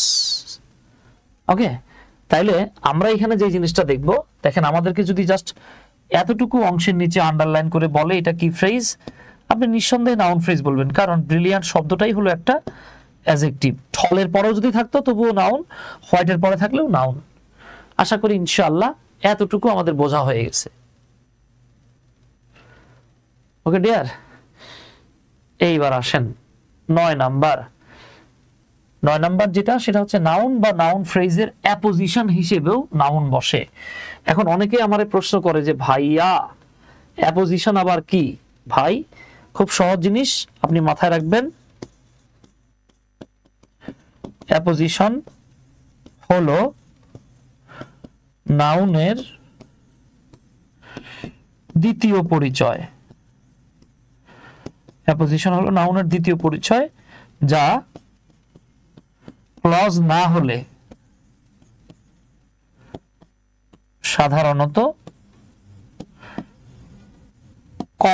কমা তো আমরা সবাই চিনি, তাই না? এই যে এই চিহ্নটা কমা দ্বারা পৃথক করা থাকে। এইবার আসেন, আমরা এখানে একটা বাক্য দেখতে পাচ্ছি, আওয়ার ক্যাপ্টেইন, আমাদের captain is a good batter. ধরেন আমি শুধু এতটুকু বললাম যে আমাদের ক্যাপ্টেন একজন ভালো ব্যাটার। আগে এক সময় বলা হতো, বেশ কিছুদিন আগেও বলা হতো, যারা ক্রিকেট খেলে, যারা ব্যাটিং করে তাদেরকে বলা হয় ব্যাটার, যারা বোলিং করে তাদেরকে বলা হয় বোলার। হ্যাঁ, ঠিক আছে। তো বেশ কিছুদিন আগে দেখবেন তখন আর এই যে ব্যাটার বলা হতো না, যারা ব্যাটিং করতো তাদেরকে বলা হতো ব্যাটসম্যান। এখন পুরুষরা এক সময় শুধু ক্রিকেট খেলতো, এখন মেয়েরা খেলে না। এখন মেয়েরা যখন খেলে তখন কি আপনি বলবেন যে ব্যাটস উইমেন? তা তো বলবেন না। তাহলে এই যে দেখেন, ব্যাটসম্যান, ছেলেদেরকে আমরা ব্যাটসম্যান বলতেছি, মেয়েদের ব্যাটস উইমেন বলা উচিত। তাই এই ক্ষেত্রে আমাদেরকে আর ব্যাটসম্যান না বলে এই শব্দগুলোকে কেটে বলা হয় ব্যাটার। আগে যেমন বলা হতো man of the match, man of the match. এখন আর এই যে ম্যান বলা হয় না, কারণ উইমেনরাও খেলে, এখন বলা হয় প্লেয়ার অফ দ্য ম্যাচ। তার মানে বিষয়টা দাঁড়াচ্ছে, ঠিক আছে, তার মানে বিষয়টা দাঁড়াচ্ছে যে আমরা ওই পুরুষদের ক্ষেত্রে ম্যান, মেয়েদের ক্ষেত্রে উইমেন এগুলো ব্যবহার করতে না চাইলে, লিঙ্গ বৈষম্য করতে না চাইলে এই শব্দগুলো ব্যবহার করা হয়। তো আমি বললাম আমার captain is a good batter, আমাদের ক্যাপ্টেন একজন ভালো ব্যাটসম্যান বা আমাদের ক্যাপ্টেন ভালো ব্যাটিং করতে পারে, হ্যাঁ, এরকম একজন মানুষ। এবার ধরে নেন আপনাদের মধ্যে থেকে একজন জিজ্ঞেস করলো, ভাই আপনাদের ক্যাপ্টেন কে? এই ক্যাপ্টেনের পরিচয় দেন তো ভাই। তখন আমি বললাম, কেন, আপনি চিনেন না? আমাদের ক্যাপ্টেন হলো শান্ত, আবার আমি যদি শুধু এতটুকু বলতাম শান্ত ইজ আ গুড ব্যাটার, অনেকে জিজ্ঞেস করতে পারতো ভাই শান্তকে, আমি তখন বলতাম কেন, আমাদের ক্যাপ্টেন। এই যে দেখেন আমাদের ক্যাপ্টেন মানেই শান্ত, শান্ত মানেই আমাদের ক্যাপ্টেন। এই আমাদের ক্যাপ্টেনের পরিচয় শান্ত, শান্তর পরিচয় হচ্ছে আমাদের ক্যাপ্টেন। এই যে আওয়ার ক্যাপ্টেনের পজিশন মানে শান্তর পজিশন, শান্তর পজিশন মানে আওয়ার ক্যাপ্টেনের পজিশন। এই যে একটা নাউনের পজিশনে আর একটা নাউনের পজিশন, এটার নামই অ্যাপোজিশন। এখন এটাকে আবার আপনি কমপ্লিমেন্ট ভাইবেন না, কারণ কমপ্লিমেন্টটা আমরা ভার্বের পরে লিখছিলাম। এটা দেখেন নাউনের পরে কমা দিয়ে আলাদা করা আছে, মাঝখানে একটা সমান চিহ্ন দিয়ে দেখেন, আসলে এটা একই জিনিস। ওকে, আচ্ছা আমি এখানে বলছিলাম ক্লজ না হলে সাধারণত কমা বসে, ক্লজ হলে কি বসে সেটা নেক্সট ক্লাসে, ক্লজের ক্লাসে আমি আপনাদেরকে ব্যাখ্যা করবো ইনশাল্লাহ। আজ আমরা ফ্রেজ নিয়ে কথা বলতেছি, নেক্সট ক্লাসটাতে আমরা ক্লজ নিয়ে কথা বলবো, ক্লজ নিয়ে। ওকে, আচ্ছা তাহলে আমি আশা করছি এটা বুঝতে পারছেন। তাহলে দেখেন এই যে শান্তটাই হলো অ্যাপোজিশন। আমি কিন্তু এভাবে বলতে পারি, আমি এভাবে বলতে পারি যে ধরে নেন আমি বললাম আই টিচ রানা, তাহলে আমি একটা বাক্য লিখলাম যে আই টিচ রানা, আমি রানাকে পড়াই। এখন ধরে নেন আমার এক ভাই জিজ্ঞেস করলো যে ভাই আপনি রানাকে পড়ান, রানা কে ভাই, পরিচয় দেন তো। আমি বললাম হাই হাই আপনি চেনেন না, তখন আমি বললাম আ স্টুডেন্ট অফ এনডিসি, রানা হলো নটরডেম কলেজের একজন ছাত্র। তাহলে দেখেন তো এখানে রানাকে, নটরডেম কলেজের একজন ছাত্র, নটরডেম কলেজের একজন ছাত্রকে রানা, মাঝখানে সমান চিহ্ন দেওয়া যায়। তাহলে এই যে দেখেন আ স্টুডেন্ট অফ নটরডেম কলেজ, তাহলে এতটুকু হলো আমার জন্য অ্যাপোজিশন। এই অ্যাপোজিশন হিসেবে কি বসছে এখানে, নাউন ফ্রেজ। আশা করি এই যে জায়গাগুলো দেখলেন, এই যে জায়গাগুলো দেখলেন, এই জায়গাগুলোতে আপনাকে কখনো নাউন ফ্রেজ দিলে আমার বিশ্বাস আপনি আর কখনো এখানে আটকাবেন না ইনশাল্লাহ। আচ্ছা তাহলে আমি ধরে নিচ্ছি আপনারা নাউন ফ্রেজ কোন কোন জায়গায় বসে ধরে ফেলছেন। এইবার আসেন, আপনাদেরকে আমি একদম শুরুর দিকে বলেছিলাম না, আপনাদেরকে দেখাইছিলাম না, এইবার দেখেন আপনার জন্য নাউন ফ্রেজ চেনা কত সহজ। দেখেন আমরা যখন দেখলাম the young man on the top of the list in my hand, আমার হাতের লিস্টের সবচেয়ে উপরে থাকা ইয়াং লোকটা ইজ হলেন, তাহলে ভার্বের পূর্বে সাবজেক্ট হিসেবে কি বসে, আবার জিগায় নাউন ফ্রেজ বসে, এটা নাউন ফ্রেজ ছিল। এবার চলে আসেন 2 নাম্বারটা, young man on the top of the list, এটা কার পরে বসছে দাদা, দাদা এটা ডিটারমিনারের পরে বসছে। ডিটারমিনারের পরে যে ফ্রেজটা থাকে সেটা নাউন ফ্রেজ হয়। এই যে দেখেন, তার মানে আন্ডারলাইন জাস্ট একটু এদিক ওইদিক হইলেই ফ্রেজ আমরা চিনতে হওয়ার সমস্যা হবে না। এইবার দেখেন তো 3 নাম্বার, আমরা জানি ইয়াং মানে হলো কোচি, ইয়াং একটা মানুষের অবস্থা বোঝাচ্ছে, তাহলে এটা একটা অ্যাডজেক্টিভ, অ্যাডজেক্টিভের পরে যদি কোনো ফ্রেজ থাকে সেটা নাউন ফ্রেজ হয়। এই যে দেখেন হয়ে গেছে। আচ্ছা এটা আমি এখনো দেখাই নাই, 4 নাম্বারটা আমি পরে দেখাচ্ছি, এটা আমি এখনো দেখাই নাই, আপনাদেরকে এটা দেখাবো না। এইবার দেখেন কোশ্চেন নাম্বার 6, আমরা জানি প্রেপোজিশনের পরে যদি কোনো ফ্রেজ বসে সেটা নাউন ফ্রেজ হয়, এটা বলার কোনো অপেক্ষাই রাখে না যে নাউন ফ্রেজ। 7 নাম্বার, এইখানে দেখেন অন একটা প্রেপোজিশন, ইন একটা প্রেপোজিশন, দুইটা প্রেপোজিশনের মাঝখানে যেই ফ্রেজ থাকে সেটা কি হয়, নাউন ফ্রেজ। এই যে হয়ে গেছে, ঠিক আছে হয়ে গেছে। দেখেন 8 নাম্বার, আমরা একটু আগে পড়ে আসছি ডিটারমিনার এবং প্রেপোজিশনের মাঝখানে কিছু থাকলে নাউন হয়, তাহলে এটা নাউন ফ্রেজ। এটা আমি এখনো করাই নাই, ঠিক আছে, এই রুলটা আমি এখন আপনাদেরকে করাই নাই। এইবার দেখেন তো 11 নাম্বার, আপনারা বলেন এটা কি হিসেবে নাউন ফ্রেজ, এটা কি হিসেবে নাউন ফ্রেজ, এই কমেন্টটা আপনারা করবেন। আমরা এই অংশটাকে কেন নাউন ফ্রেজ বলবো, কি হিসেবে আমরা এটাকে নাউন ফ্রেজ বলতে পারি, কুইকলি কমেন্ট করেন দেখি কে কে এটা উত্তর দিতে পারেন। আচ্ছা আচ্ছা আচ্ছা, এই তো মাশাআল্লাহ অনেকে কমেন্ট করছেন। প্রবলেম হচ্ছে কি অনেকে এটাকে অবজেক্ট বলছেন, অনেকে এটাকে কমপ্লিমেন্ট বলছেন। আচ্ছা ভাই এটাকে অবজেক্ট বলা যাবে না, আমরা দেখতে পাচ্ছি আমার হাতের লিস্টের উপরে থাকা ইয়াং লোকটাই হলো এলাকার সেরা রাঁধুনি। আবার এলাকার সেরা রাঁধুনি হচ্ছে আমার হাতের লিস্টের উপরের লোকটা। তাহলে তো বাবা এটা কমপ্লিমেন্ট হিসেবে এটা নাউন ফ্রেজ। এটারে অবজেক্ট বললেন কারা? তারা মনে হয় ভুলে গেছেন। এটাকে অবজেক্ট বলছেন কেন? এটা তো অবজেক্ট না, এটা কমপ্লিমেন্ট। তার মানে নাউন ফ্রেজ নিয়ে ইনশাআল্লাহ আপনার আর জীবনেও সমস্যা হবে না। এই যে ডিটারমিনারের পরে একটা ফ্রেজ দেয়া আছে, নাউন ফ্রেজ। ওকে, এই দেখেন বেস্ট হলো একটা অ্যাডজেক্টিভ, অ্যাডজেক্টিভের পরে একটা ফ্রেজ দেওয়া আছে, নাউন ফ্রেজ। তার মানে দেখছেন, আমি না বলেছিলাম শুরুতে আন্ডারলাইন রিয়েলি ম্যাটার্স, আন্ডারলাইন আসলে ম্যাটার করে। ঝামেলাটা হলো ভাই আমরা এইভাবে ফ্রেজ শিখি না, আমাদেরকে এভাবে শেখানো হয় না, আমাদেরকে কেমন কেমন করে যেন মাঝে মাঝে শেখানো হয়, আমরা আটকে যাই, আমরা সলভ করতে পারি না। ইনশাআল্লাহ আজকের ক্লাসের পরে আপনারে আর অন্তত ফ্রেজ নিয়ে কেউ আটকাইতে পারবে না, আমার দৃঢ় বিশ্বাস। ঠিক আছে, ওকে ম্যান। তাহলে আসেন আমরা নাউন তো শেষ করলাম, হ্যাঁ, এবার আমরা পরের অংশটাতে চলে যাই। তাহলে আমাদের নাউন শেষ হয়ে গেছে, প্রোনাউন ফ্রেজ বলতে কোনো ফ্রেজ যেহেতু নাই, এখন আমরা চলে যাব অ্যাডজেক্টিভ ফ্রেজের কাছে। এখন দেখেন অ্যাডজেক্টিভ ফ্রেজ একদম সহজ জিনিস আর কি। কেউ যদি আপনাকে প্রশ্ন করে যে ভাইয়া অ্যাডজেক্টিভ কাকে বলে, আপনি কি বলেন? আপনি বলেন না যে ওয়ার্ড নাউন প্রোনাউন সম্পর্কে তথ্য দেয় তাকে অ্যাডজেক্টিভ বলে। আমি কি বলি? আমরা কিন্তু বলি যে ওয়ার্ড নাউন প্রোনাউন সম্পর্কে তথ্য দেয় তাকে অ্যাডজেক্টিভ বলে। আপনি তাহলে এখন কি বলবেন? যে ফ্রেজ, এবার আর ওয়ার্ড বলবো না আমরা, যে ফ্রেজ নাউন প্রোনাউন সম্পর্কে তথ্য দেয় তাকে অ্যাডজেক্টিভ ফ্রেজ বলে। তাহলে আমরা বলবো যে ফ্রেজ কোন সেন্টেন্সে নাউন অথবা প্রোনাউন সম্পর্কে তথ্য দেয় তাকে অ্যাডজেক্টিভ ফ্রেজ বলে। এখানে একটা গুরুত্বপূর্ণ নোট আছে, এটা আমাদের মাথায় রাখা উচিত। সাধারণত অ্যাডজেক্টিভ ফ্রেজটি নাউন বা প্রোনাউনের ঠিক পূর্বে অথবা ঠিক পরে বসে ওই নাউন প্রোনাউন সম্পর্কে তথ্য দিয়ে থাকে।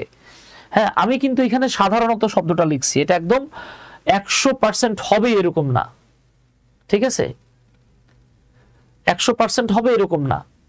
ওকে, আচ্ছা, তাহলে আমরা যেটা বললাম আর কি অ্যাডজেক্টিভ ফ্রেজ, ধরেন এইটা একটা অ্যাডজেক্টিভ ফ্রেজ। তো আমরা বললাম অ্যাডজেক্টিভ ফ্রেজ কার সম্পর্কে তথ্য দেয়? নাউন বা প্রোনাউন সম্পর্কে। তাহলে অ্যাডজেক্টিভ ফ্রেজ যদি নাউন প্রোনাউন সম্পর্কে তথ্য দিতে চায়, তাহলে সেই অ্যাডজেক্টিভ ফ্রেজটাকে নাউন বা প্রোনাউনের ঠিক পরে বসতে হবে অথবা নাউন বা প্রোনাউনের ঠিক আগে বসতে হবে। তাহলে বিষয়টা কি দাঁড়াচ্ছে? অ্যাডজেক্টিভ ফ্রেজটা নাউন বা প্রোনাউনের ঠিক সামনে বা পেছনে বসে ওই নাউন বা প্রোনাউনটাকে মডিফাই করে। ওকে, এই হলো গিয়ে ঘটনা। আমরা ধাপে ধাপে যাব। ঠিক আছে, আমি যে জিনিসটা স্কিপ করছি তার মানে ওইটা আমি পরে আলোচনা করব। আমি 7টা ফ্রেজ ডিসকাস না করে আমি যেটা ডিসকাস করেছি আমি জাস্ট ওইটাই আপনার সাথে, ওইটাই আমি আপনাকে এক্সাম্পল দেখিয়েছি। এখন আমি এই পর্যন্ত দেখেন তো আমি তো প্রেপোজিশনাল ফ্রেজ পড়াই নাই। তাহলে আমারে আপনি যদি বলেন ভাই প্রেপোজিশনাল ফ্রেজের উদাহরণ দেন, আমি তো দিব না। আমি যেটা পড়াবো সেটার এক্সাম্পল দিব। Let me finish then ask the question. হ্যাঁ, আমাকে আগে প্রথমে শেষ করতে দেন ভাই, তারপরে বলেন যে 4 নাম্বার কি, 6 নাম্বার কি, 8 নাম্বার কি, আমি ব্যাখ্যা করবো। তো আমি এক্সাম্পল লিখে রাখছি, আমি না পারলে তো আমি লিখতাম না, বুঝছেন? আবার আপনাদেরকে না পড়ালেও তো আমি লিখে রাখতাম না, পড়াবো। জাস্ট একটু ওয়েট করেন, ধাপে ধাপে পাবেন। তাহলে বিষয়টা হচ্ছে অ্যাডজেক্টিভ ফ্রেজ নাউন প্রোনাউন সম্পর্কে তথ্য দেয়, আর এই তথ্যটা দিতে গেলে অধিকাংশ ক্ষেত্রে, অধিকাংশ মানে কি আপনি বলতে পারেন 90% ক্ষেত্রেই অ্যাডজেক্টিভ ফ্রেজটা যার সম্পর্কে তথ্য দেয় তার ঠিক সামনে অথবা তার ঠিক পেছনে বসে। এইবার আমি আপনাদেরকে দেখাই দিচ্ছি। আমি বলেছিলাম যে টোটাল 9টা জায়গায়, হ্যাঁ আপনি 10টা জায়গাও বলতে পারেন, টোটাল 9টা জায়গায় আমরা নাউন ফ্রেজ লিখেছিলাম। আমরা এখন 3টা জায়গায় অ্যাডজেক্টিভ ফ্রেজ লিখব। তাহলে আমরা এখন কথা বলবো অ্যাডজেক্টিভ ফ্রেজ নিয়ে।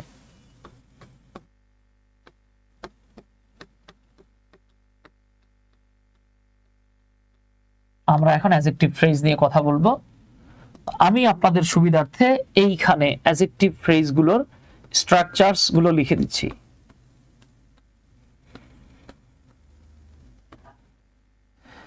ওকে, অ্যাডজেক্টিভ ফ্রেজগুলোর স্ট্রাকচারস গুলো আমি আপনাদেরকে লিখে দিচ্ছি।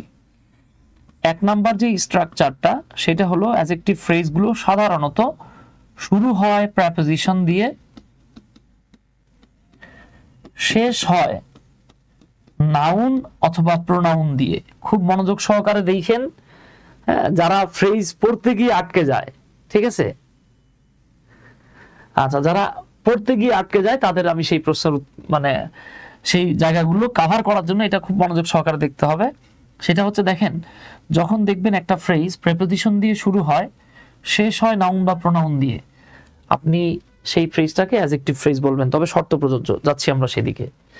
2 নাম্বার, এটা শুরু হতে পারে আইএনজি যুক্ত ভার্ব দিয়ে, আইএনজি যুক্ত ভার্ব দিয়ে শুরু হবে, অথবা V3 দিয়ে ফ্রেজটা শুরু হবে, শেষ হবে নাউন অথবা প্রোনাউন অথবা অ্যাডভার্ব দিয়ে। আর 3 নাম্বার যেটা, এইটা হচ্ছে অ্যান্ড, বাট, অর দ্বারা একাধিক অ্যাডজেক্টিভ যুক্ত হয়ে। ওকে, আচ্ছা, তাহলে অ্যান্ড, বাট, অর দ্বারা একাধিক অ্যাডজেক্টিভ যুক্ত হয়েও এই কাজটা হতে পারে। তো আমরা বলেছিলাম অ্যাডজেক্টিভ ফ্রেজ যার সম্পর্কে তথ্য দেয় সাধারণত ইমিডিয়েট তার আগে অথবা তার পরে বসে। এখানে আমরা যেটা মাথায় রাখবো, এই প্রথম দুটো ফ্রেজ এর আগে নাউন বা প্রোনাউন থাকে, এর পরে নাউন বা প্রোনাউন থাকে। অর্থাৎ প্রথম দুটো যে ফ্রেজ আছে আর কি, এই যে আমি এই দুটোকে মার্ক করে রাখি, আমি এটাকে মার্ক করে রাখি, একটা ডিফারেন্ট কালার নেই। এই যে দুইটা স্ট্রাকচার, যে প্রথম দুটো স্ট্রাকচার আমরা মাথায় রাখবো, এরা যে নাউন বা প্রোনাউনকে মডিফাই করে, সাধারণত, এই যে সাধারণত তার ঠিক পূর্বে বা পরে বসে। তাহলে প্রথম দুইটা প্রেপোজিশন দিয়ে শুরু, নাউন বা প্রোনাউন দিয়ে শেষ, আইএনজি যুক্ত ভার্ব বা V3 দিয়ে শুরু, নাউন বা অ্যাডভার্ব দিয়ে শেষ। এরা যে নাউন সম্পর্কে তথ্য দিবে তার ঠিক সামনে বসবে অথবা ঠিক পেছনে বসবে, অন্য জায়গায় বসবে না। ওকে, এই স্ট্রাকচারটা দাদা আপনাকে মাথায় রাখতে হবে।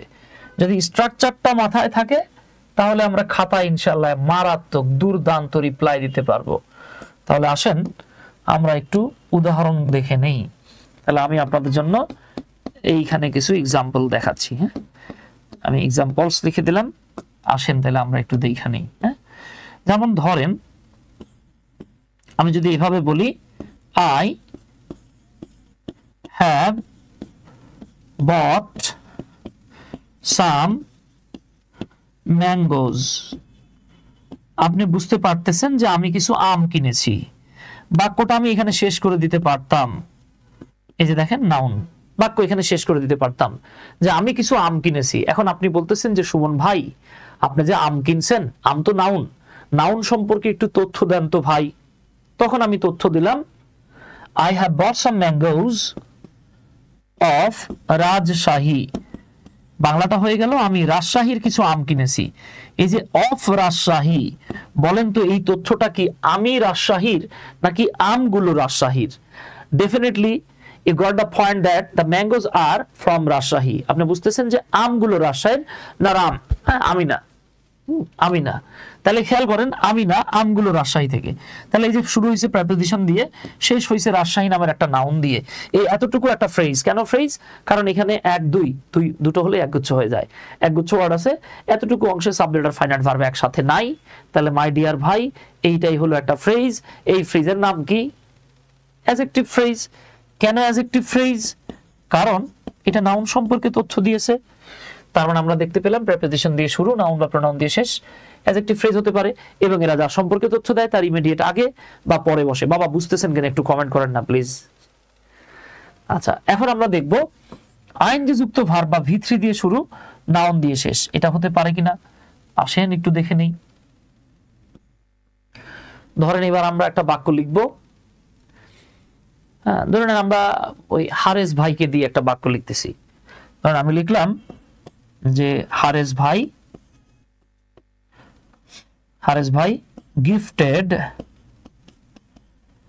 gifted me a book। Hares ভাই আমাকে একটা বই গিফট করলো। বাক্যটা আমি এখানে শেষ করে দিতে পারতাম, কিন্তু আপনারা জানতে চাচ্ছেন যে ভাই এই যে হারেস ভাই যে আপনারে বই গিফট করলো, এই বই সম্পর্কে একটু তথ্য দেন দেখি, দেখি আমরা একটু শিখি। তাহলে বই একটা নাউন, নাউন সম্পর্কে তথ্য দিলে সেটা অ্যাডজেক্টিভ হবে। এইবার ধরে নেন আমি আইএনজি যুক্ত ভার্ব বা V3 দিয়ে শুরু করব। আমি কিন্তু এখন এইখানে লিখে দিতে পারি রিটেন বাই হুমায়ুন আহমেদ অথবা আরিফ আজাদ, হ্যাঁ একজনের নাম লিখে দিলাম আমি ধরেন। তাহলে এই যে দেখেন তো বাবা, রিটেন বাই হুমায়ুন আহমেদ, হুমায়ুন আহমেদ কর্তৃক লিখিত। এই যে হুমায়ুন আহমেদ কর্তৃক লিখিত, এতটুকু তথ্য কার? হ্যাঁ, এটা কি হারেস ভাই লিখিত, আমি লিখিত, নাকি বইটা লিখিত? এই যে বই সম্পর্কে তথ্য পেয়ে গেছেন, বই সম্পর্কে তথ্য পেয়ে গেছেন, বই একটা নাউন, নাউন সম্পর্কে তথ্য পেলে সেটা কি হয়? অ্যাডজেক্টিভ হয়। তাহলে এইটা হয়ে গেছে ওস্তাদ adjective phrase. That is started, the phrase has started with a V3 and finished with a noun, Humayun Ahmed. Okay dear? আচ্ছা, আমি আরো বাক্য লিখতে পারতাম। আমি লিখতে পারি এইভাবে, দেখেন যে রূপা came to me, রূপা আমার কাছে এসেছিল। এবার আপনি কোশ্চেন করলেন যে ভাই রূপা আপনার কাছে আসছিল, তা কি পরে আসছিল? রূপা সম্পর্কে একটু তথ্য দেন দেখি। আমি বললাম হায় হায়, রূপারা কি পরে জানেন না? এই যে লিখলাম রূপা ওয়ারিং আ শাড়ি। আমরা যারা হুমায়ুন আহমেদ পড়ছি আমরা জানি যে দেখবেন হুমায়ুন আহমেদের হিমু যদি পড়ে থাকেন, হিমু একটা পাগলাটে ক্যারেক্টার আর কি, যদিও মজা পাবেন পড়লে আর কি। তো এই ক্যারেক্টারে আমরা দেখতে পাই হিমু হচ্ছে হলুদ পাঞ্জাবি পরে, যেটার কোনো পকেট টকেট থাকে না। আর রূপা একটা ক্যারেক্টার থাকে, খুব মেধাবী সুন্দরী একজন মেয়ে, হিমুরে প্রচন্ড ভালোবাসে, সে নীল শাড়ি পরতে পছন্দ করে। এই হলো ঘটনা আর কি। তাহলে দেখেন তো, যে ওয়ারিং আ শাড়ি, শাড়ি পরছে কিটা? আমি? নো, রূপা পরছে। তাহলে রূপা নাউন সম্পর্কে আমরা আইএনজি যুক্ত ভার্ব দিয়ে শুরু, নাউন দিয়ে শেষ। বাবা, এটাই একটা অ্যাডজেক্টিভ ফ্রেজ। আশা করি বুঝে ফেলেছেন। এতটুকুর মধ্যে কারো কোনো প্রশ্ন থাকলে just feel free to ask, আমারে বলে ফেলেন। ওকে, আমি ধরে নিচ্ছি মৌনং সম্মতিম লক্ষণম, চুপ করে রয়েছেন মানেই সম্মতির লক্ষণ, আপনারা বুঝে ফেলছেন ইনশাআল্লাহ। তাহলে ওস্তাদ আসেন আমরা এবার অ্যাডজেক্টিভ ফ্রেজের আরেকটা এক্সাম্পল দেখি। আমি আপনাদেরকে 3 নাম্বার স্ট্রাকচার যেটা দিয়েছিলাম সেটা হচ্ছে এন্ড, বাট বা অর দ্বারা যখন একাধিক অ্যাডজেক্টিভ যুক্ত হয়ে নাউন প্রোনাউন সম্পর্কে তথ্য দিবে, সেইটাকেও আমরা বলবো অ্যাডজেক্টিভ ফ্রেজ। তাহলে আসেন আমরা একটা উদাহরণ দেখি। ধরেন আমি লিখলাম যে রিফাত ইজ ব্রিলিয়ান্ট বা রিফাত ইজ রিচ। আমরা বুঝতেছি রিচ শব্দটা একটা অ্যাডজেক্টিভ। আবার আমরা বললাম রিফাত ইজ ব্রিলিয়ান্ট, এই ব্রিলিয়ান্ট শব্দটাও একটা অ্যাডজেক্টিভ। মাঝখানে একটা এন্ড লাগায় দেই, তাহলে হয়ে যাচ্ছে Rifat is rich and brilliant. Rifat হচ্ছে সম্পদশালী এবং মেধাবী। আমি চাইলে বলতে পারতাম ব্রিলিয়ান্ট অ্যান্ড রিচ। তাহলে দেখেন এই যে দুটো অ্যাডজেক্টিভ এন্ড দ্বারা যুক্ত হয়ে যেহেতু রিফাত নাউন সম্পর্কে তথ্য দিচ্ছে, এইটাও একটা অ্যাডজেক্টিভ ফ্রেজ। এখানে ইন্টারেস্টিং ফ্যাক্ট হচ্ছে এইটা কিন্তু কমপ্লিমেন্ট হিসেবে বসছে, খেয়াল করেন। কারণ রিফাত মানে rich and brilliant, rich and brilliant মানে রিফাত। এখন আবার বললেন না যে স্যার আপনি না বলছেন যে নাউন ফ্রেজ হলে মানে কমপ্লিমেন্ট হলেও তো নাউন ফ্রেজ হয়। হ্যাঁ হয়, হয়, হবে না কেন? হয়। কিন্তু সেক্ষেত্রে যেটা হয়, যেমন আমি আপনাদেরকে একটা লিখে দেখাই। আমি যদি লিখতাম রিফাত is a brilliant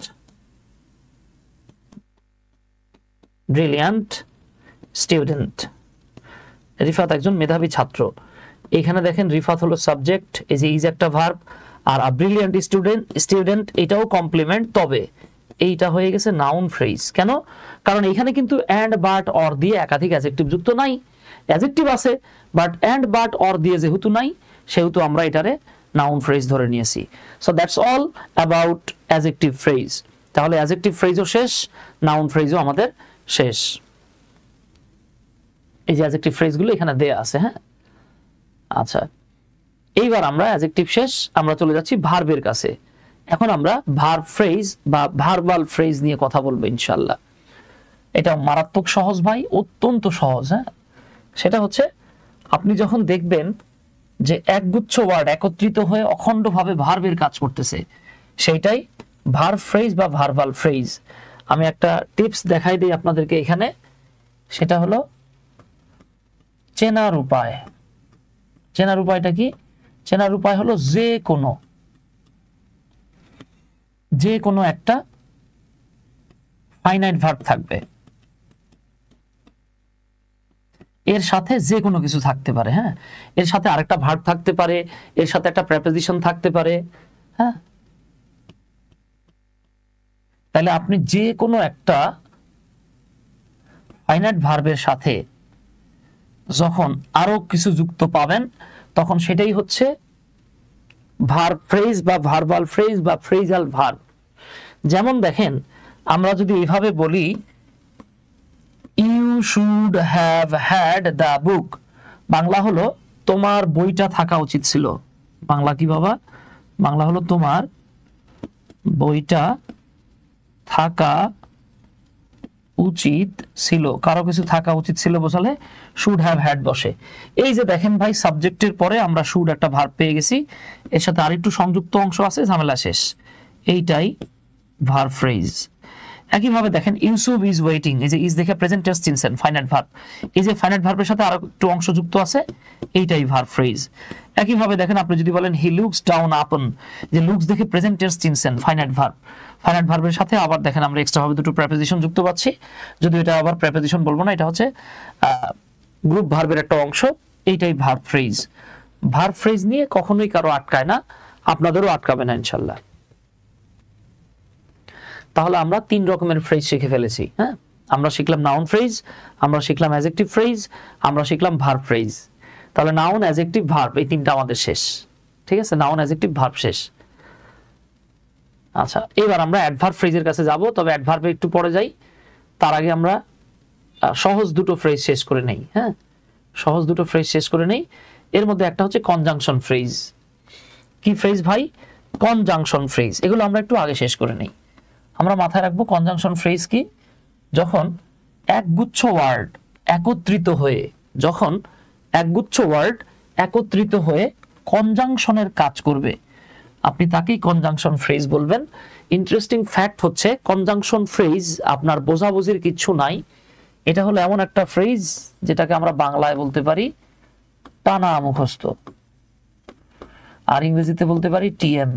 আপনি জাস্ট এগুলো একটু মুখস্থ করেন। হ্যাঁ, সেগুলো কি? এই যে as if, as though, as well as soon as a result, not only but also, সবচেয়ে বেশি আসছে এটা চাকরি পরীক্ষায়। either or, neither nor, and not, but not, so that, in order that, no sooner dot dot than, hardly dot dot when, scarcely dot dot when। হ্যাঁ, এগুলো আমরা মুখস্থ করে ফেলবো। ঠিক আছে, এগুলো মুখস্থ করলেই আপনার কনজাংশন ফ্রেজ হয়ে যাবে। হ্যাঁ, যেমন আপনাকে একটা বাক্য দিতে পারে যে হি is not only rich but also brilliant। এই বাক্যটা দিয়ে আপনাকে বলবে যে এই বাক্যে নট অনলি এবং বাট অলসো, খেয়াল করেন, এই বাক্যে নট অনলি বাট অলসো কোন ধরনের ফ্রেজ? কি ফ্রেজ? Conjunction phrase. এটা আমরা পারবো ইনশাআল্লাহ। হ্যাঁ, এখানে সমস্যা হবে না। তাইলে আসেন এইবার আমরা দেখব যে বাক্য দেখে নিই। যেমন উই ইট, এটা একটা সেন্টেন্স। উই ক্যান সার্ভাইভ, এটা একটা সেন্টেন্স। দুটোকে যুক্ত করছে কে? So that. তাহলে এইটাই হলো দাদা কনজাংশন ফ্রেজ। 3 নাম্বার দেখেন, শি প্রিটেন্ডস, সে এমন ভান করে যেন শি ওয়ার ক্যাটরিনা কাইফ, যেন সে ছিল ক্যাটরিনা কাইফ। হ্যাঁ, তাহলে এই যে দেখেন শি প্রিটেন্ডস এবং শি ওয়ার ক্যাটরিনা কাইফ, এটাকে যুক্ত করলো অ্যাজ ইফ, সো এটা হলো একটা কনজাংশন ফ্রেজ। তারপরে দেখেন এখানে আই এবং হি দুটোকে যুক্ত করছে অ্যাজ ওয়েল অ্যাজ, তাই এটাও একটা কনজাংশন ফ্রেজ। ঠিক আছে ভাই?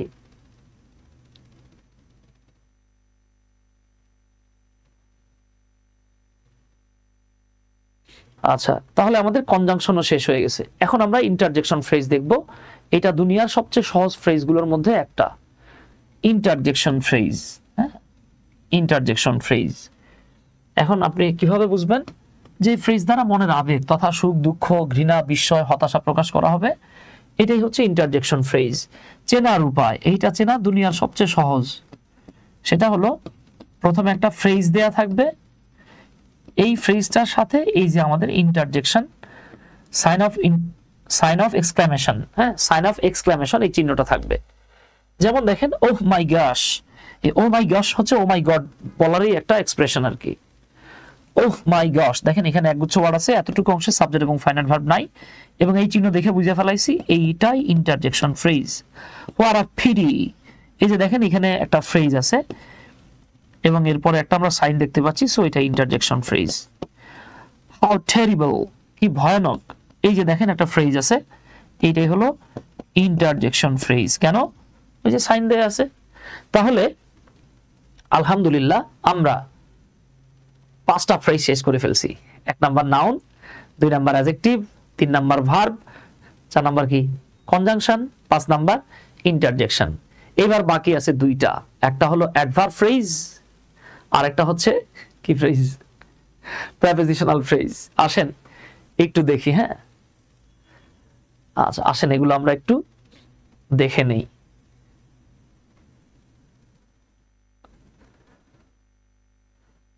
তাহলে আমরা এই যে অ্যাডজেক্টিভ ফ্রেজ শেষ করেছি, ভার্ব ফ্রেজ শেষ করেছি, তাই না? এখন আমরা অ্যাডভার্ব ফ্রেজের কাছে চলে যাচ্ছি। অ্যাডভার্ব ফ্রেজ খুব গুরুত্বপূর্ণ একটা বিষয়। আচ্ছা এই অ্যাডভার্ব ফ্রেজটা আমি আপনাদেরকে একটু লিখে দেই, এটা আপনাদের জন্য বেটার হবে। হ্যাঁ, আমরা চলে যাচ্ছি অ্যাডভার্ব ফ্রেজের কাছে। যে ফ্রেজ কোন সেন্টেন্সে অ্যাডভার্বের কাজ করে তাকে অ্যাডভার্ব ফ্রেজ বলে। ওকে, আমি এইখানে লিখে দিচ্ছি চেনার উপায়। কিভাবে আমরা অ্যাডভার্ব ফ্রেজ চিনব? মারাত্মক সহজ ভাই, অত্যন্ত সহজ। সেটা হলো আপনি ভার্বকে প্রশ্ন করবেন, কি দিয়ে? ভার্বকে প্রশ্ন করবেন কখন, কোথায়, কিভাবে, কেন, কতবার, কতক্ষণ পর্যন্ত,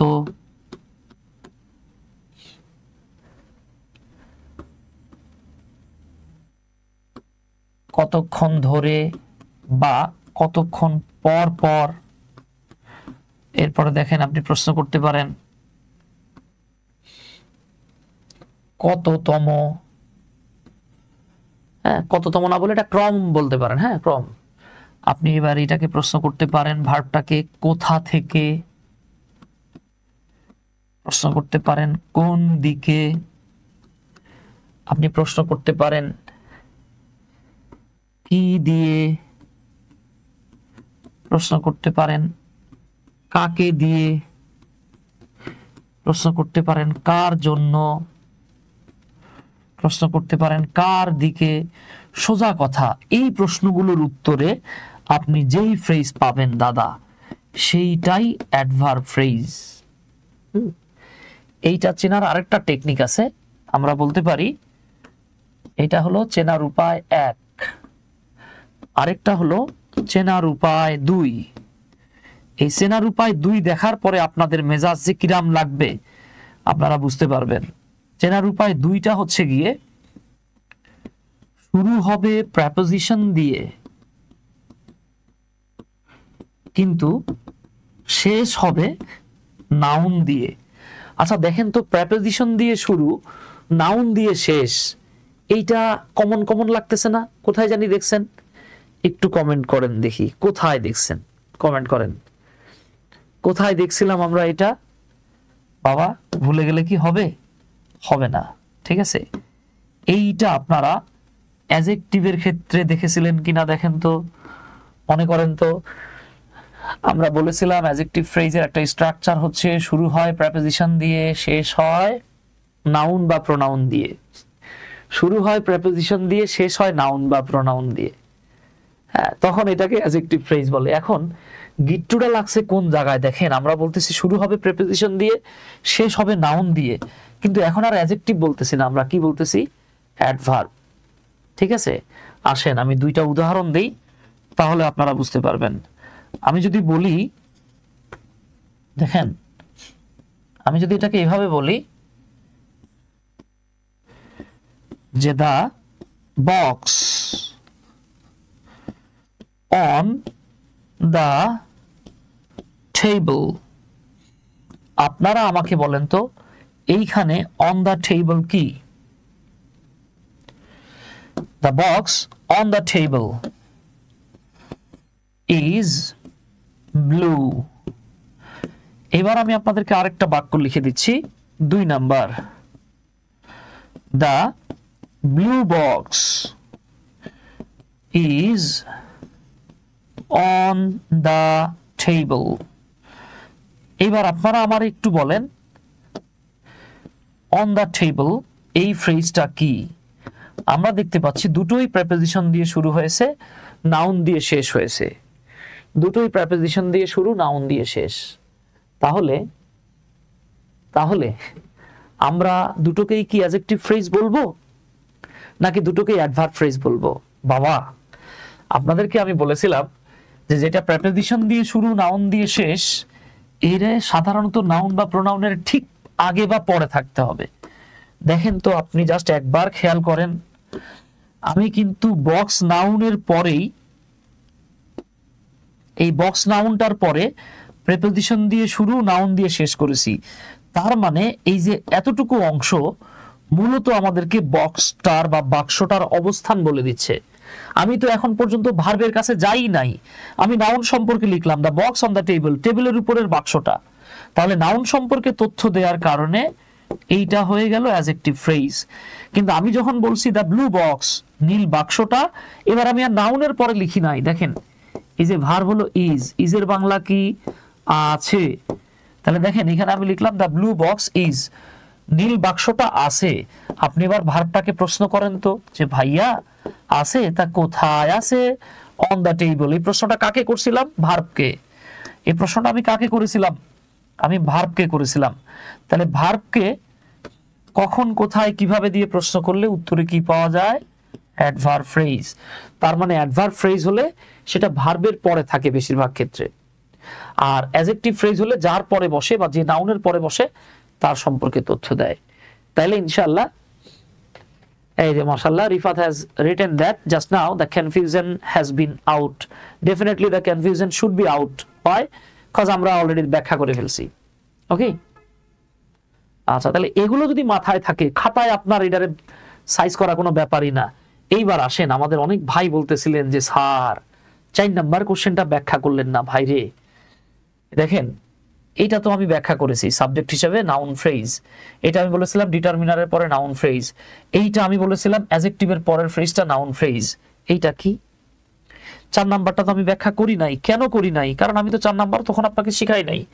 এইবার দেখেন ইয়াং ম্যান, ম্যান শব্দটা একটা নাউন, ইয়াং লোকটা। এবার এই লোকটা সম্পর্কে তথ্য দিলাম। কোন লোকটা? আমার হাতের লিস্টের উপরের লোকটা। তার মানে নাউনের পর শুরু হয়েছে প্রেপোজিশন, হ্যান্ড হচ্ছে একটা হাত, নাউন, নাউন দিয়ে শেষ। তাহলে এইটা কি? Adjective phrase. এইবার আশা করি আপনারা যারা ভাবতেছিলেন ভাই সুমন ভাই 4 নং প্রশ্নের উত্তর না বলে কেন চলে গিয়েছিল, আশা করি বুঝতে পারছেন। ধন্যবাদ নাসিমা ইসলাম, জাজাকাল্লাহ, জাকিয়া হোসেন, ধন্যবাদ। এই যাক, আপনারা বুঝলে আসলে ভালো লাগে, বুঝছেন, আপনারা বুঝলে ভালো লাগে। মাশাআল্লাহ, পারবেন ইনশাআল্লাহ। হ্যাঁ আচ্ছা, এতটুকুর মধ্যে আই হোপ আপনাদের কোনো প্রবলেম নাই। তো ভাই আপনাদেরকে একটা রিকোয়েস্ট করি আর কি, আপনাদের যদি কোনো ভাই বোন থাকে যারা আমাদের এই ফ্রি হ্যান্ড রাইটিং ব্যাচটা, এর সাথে কিন্তু আমি আপনাদেরকে গ্রামারও দেখাচ্ছি ভাই, প্রয়োজনীয় গ্রামারগুলোও কভার হয়ে যাইতেছে। এবং আমি সবসময় চেষ্টা করছি, আমি হ্যাঁ এটা আসলে আল্লাহ বলতে পারবেন, আমি জেনে শুনে কখনো কাউকে ঠকাই না। আমি সবসময় চেষ্টা করি প্রথমে বেসিকটা দেখাই দিয়ে এরপর টপিকে যাইতে। আমার দৃঢ় বিশ্বাস আপনাদের এই টপিকগুলো বুঝতে সমস্যা হবে না। এরপরও যদি সমস্যা থাকে আমারে বলবেন, আমি আবার চেষ্টা করবো ইনশাল্লাহ। এক্সাম কবে নেবেন?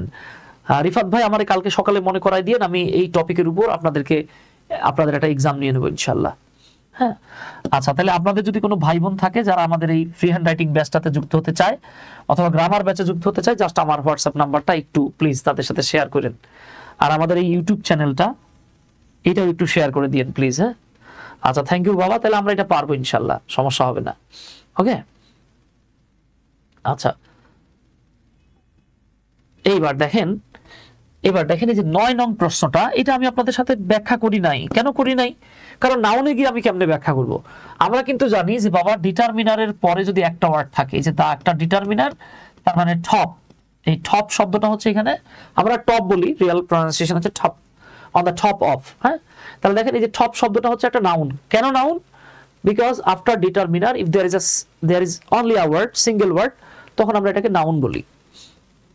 ওকে, তাহলে এটা নাউন হয়ে গেছে। এইবার দেখেন তো এই যে নাউনের পরে শুরু হয়েছে কি দিয়া? প্রিপজিশন দিয়া। শেষ হয়েছে কি দিয়া? নাউন দিয়া। তাহলে এটা আবার কি জিনিস? আবার জিগায় অ্যাডজেক্টিভ ফ্রেজ। এই যে হয়ে গেছে, ডান। ঠিক আছে রিফাত ভাই, আমি ক্লাস শেষ করে আপনাকে রিপ্লাই দিচ্ছি ইনশাআল্লাহ। ওকে বাবা, তার মানে আমাদের কিন্তু এতটুকু অলমোস্ট শেষ না? হ্যাঁ, শেষ হয়ে গেছে। দেখেন তাহলে আমরা এবার অ্যাডভার্ব অলমোস্ট শেষ করে ফেলছি। আসেন আমরা কিছু উদাহরণ দেখে নেই অ্যাডভার্বের। আমরা কিছু উদাহরণ দেখি, যেমন হি মেট মি, সে আমার সাথে দেখা করলো। এইবার লেখা আছে ইন দ্য মর্নিং। এখন অনেকে বলতে পারে ভাই ইন দ্য মর্নিংটারে আমি কি বলবো ভাই? আমি কি এটারে অ্যাডজেক্টিভ বলবো নাকি অ্যাডভার্ব বলবো? আপনি ভার্বটাকে প্রশ্ন করেন, সে আমার সাথে দেখা করলো, কখন দেখা করলো? ইন দ্য মর্নিং, সকালে। তাহলে দেখেন তো এই তথ্যটা কার সম্পর্কে পাচ্ছেন? ভার্ব সম্পর্কে। এইটাই ভাই adverb phrase. Okay, Hannah went to Japan, Hannah জাপানে গিয়েছিল। আপনি প্রশ্ন করেন কখন? 2 days ago। এটা কিন্তু আবার প্রিপজিশন দিয়ে শুরু হয় নাই, ঠিক আছে? সবগুলোই শুরু হবে এরকম না। তাহলে দেখেন তো জাপান কি 2 দিন আগে নাকি তার যাওয়াটা 2 দিন আগে? এই যে তার যাওয়াটা 2 দিন আগে, জাপান তো আর 2 দিন আগে হয় না, ঠিক আছে? তার মানে ভার্ব সম্পর্কে তথ্য পেয়েছেন। সো বাবা এইটা অ্যাডভার্ব ফ্রেজ। একইভাবে দেখেন আই উইল গো, আমি যাব।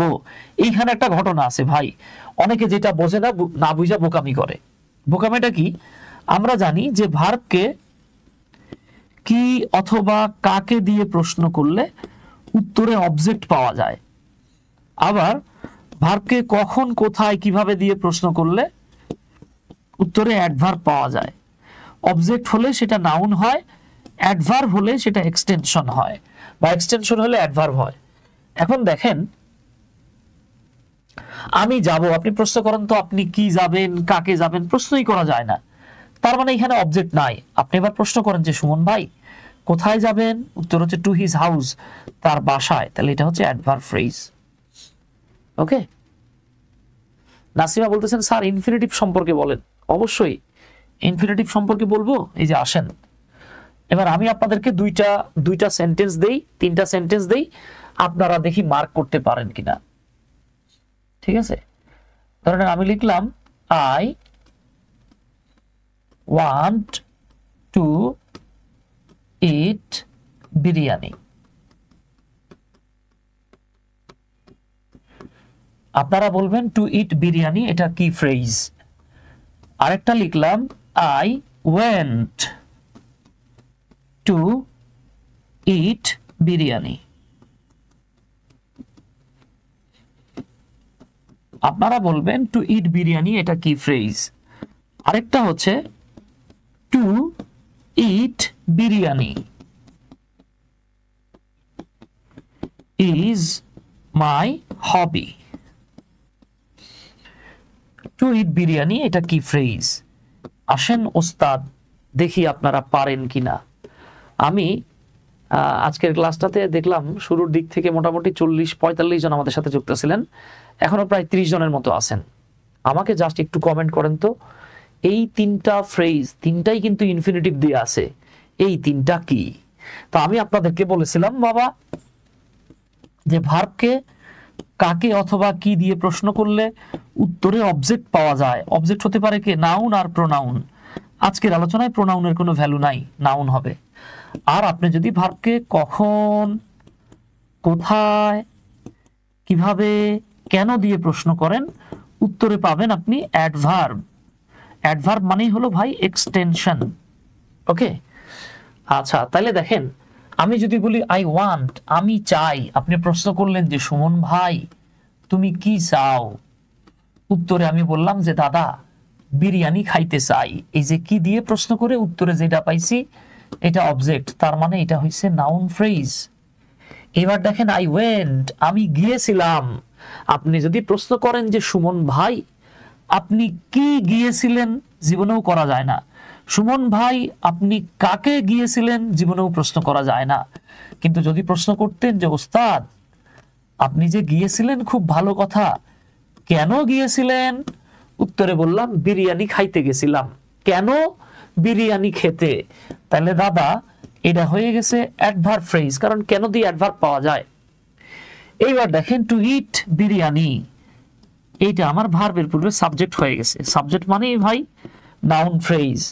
This is all about infinitive phrase. আশা করি বুঝতে পারছেন।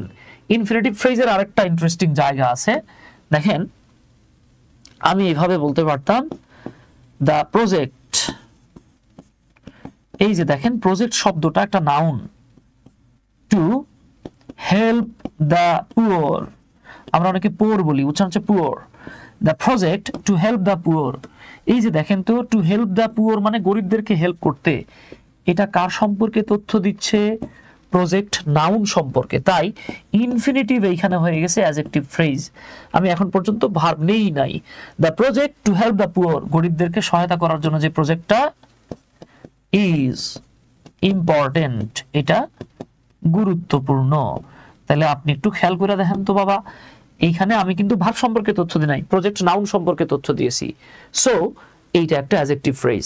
দ্যাট মিনস ইনফিনিটিভ ফ্রেজ অ্যাডজেক্টিভের কাজ করতে পারে, নাউনের কাজ করতে পারে, and even it can work as an adverb phrase.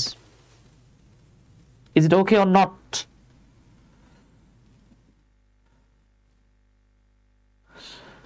এই তিনটা এক্সাম্পল খুব ভালো লাগছে, মাশাআল্লাহ জাযাকাল্লাহ, ভালো লাগলে আমারও ভালো লাগছে। সো অ্যাডভার্ব শেষ। এইবার কথা হবে ভাই, এবার আপনারা একটু লড়াচড়া দিয়ে বসেন, নড়ে বসেন, কারণ এবার আপনাকে মেজাজ বেশি খারাপ হবে আর কি। কারণ আমরা একটু আগে দেখছিলাম প্রিপোজিশন দিয়ে শুরু নাউন দিয়ে শেষ অ্যাডজেক্টিভ হইছে, তারপরে দেখছিলাম প্রিপোজিশন দিয়ে শুরু নাউন দিয়ে শেষ অ্যাডভার্ব হইছে, এখন দেখবেন প্রিপোজিশন দিয়ে শুরু নাউন দিয়ে শেষ এবার প্রিপোজিশনাল ফ্রেজ হবে। কোন দেখি কিরাম লাগে? আচ্ছা তাহলে আমি একটু লিখে দেই, হ্যাঁ আপনাদের জন্য বেটার হবে। তাহলে এখন আমরা দেখব প্রিপোজিশনাল ফ্রেজ। আচ্ছা প্রিপোজিশনাল ফ্রেজের আমি আপনাদের এখানে লিখে দেখাচ্ছি চেনার উপায়। কিভাবে চিনবেন?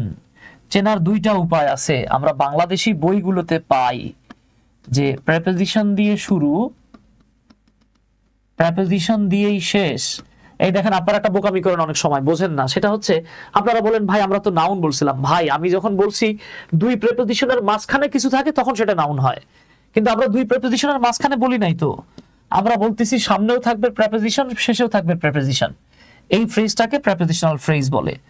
অন্যদিকে আপনি যদি এখনই গুগলে সার্চ করেন, সে অক্সফোর্ডে দেখেন আর ক্যামব্রিজে দেখেন, আপনি দেখবেন তারা বলতেছে prepositional phrase is a phrase that starts with a preposition and ends or finishes with a noun. Oxford এবং ক্যামব্রিজ, ইভেন আপনি যদি ব্রিটিশ কাউন্সিলের ওয়েবসাইটেও চলে যান, আপনি প্রশ্ন করবেন হোয়াট ইজ prepositional phrase, দেখবেন তারা বলতেছে prepositional phrase is a phrase that starts with a preposition ends with a noun. কি কাম করে ফেলাইছে দেখেন। তাহলে prepositional phrase কাকে বলে? যে ফ্রেজ প্রিপোজিশন দিয়ে শুরু হয় নাউন দিয়ে শেষ হয়। এখন আপনার মেজাজ চরম পর্যায়ের খারাপ হয়ে যাওয়ার কথা যে ভাই এটা কি কোনো ফাইজলামি নাকি? একটু আগে দেখলাম এই জিনিসটা অ্যাডজেক্টিভ হইছে, তারপরে দেখলাম অ্যাডভার্ব হইছে, তো ওর কি ঘরে বাপ ভাই নাই, ও এত দিকে যায় কি জন্য? আসেন সেটাই দেখি আমরা। এইখানে আমরা যেটা মাথায় রাখবো সেটা হচ্ছে প্রিপোজিশন দিয়ে শুরু প্রিপোজিশন দিয়ে শেষ যেই ফ্রেজটা, এরা শুধু প্রিপোজিশন এর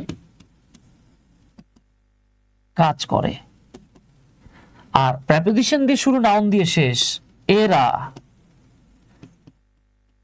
অ্যাডজেক্টিভ অথবা অ্যাডভার্ব অথবা প্রিপোজিশন এর কাজ করে।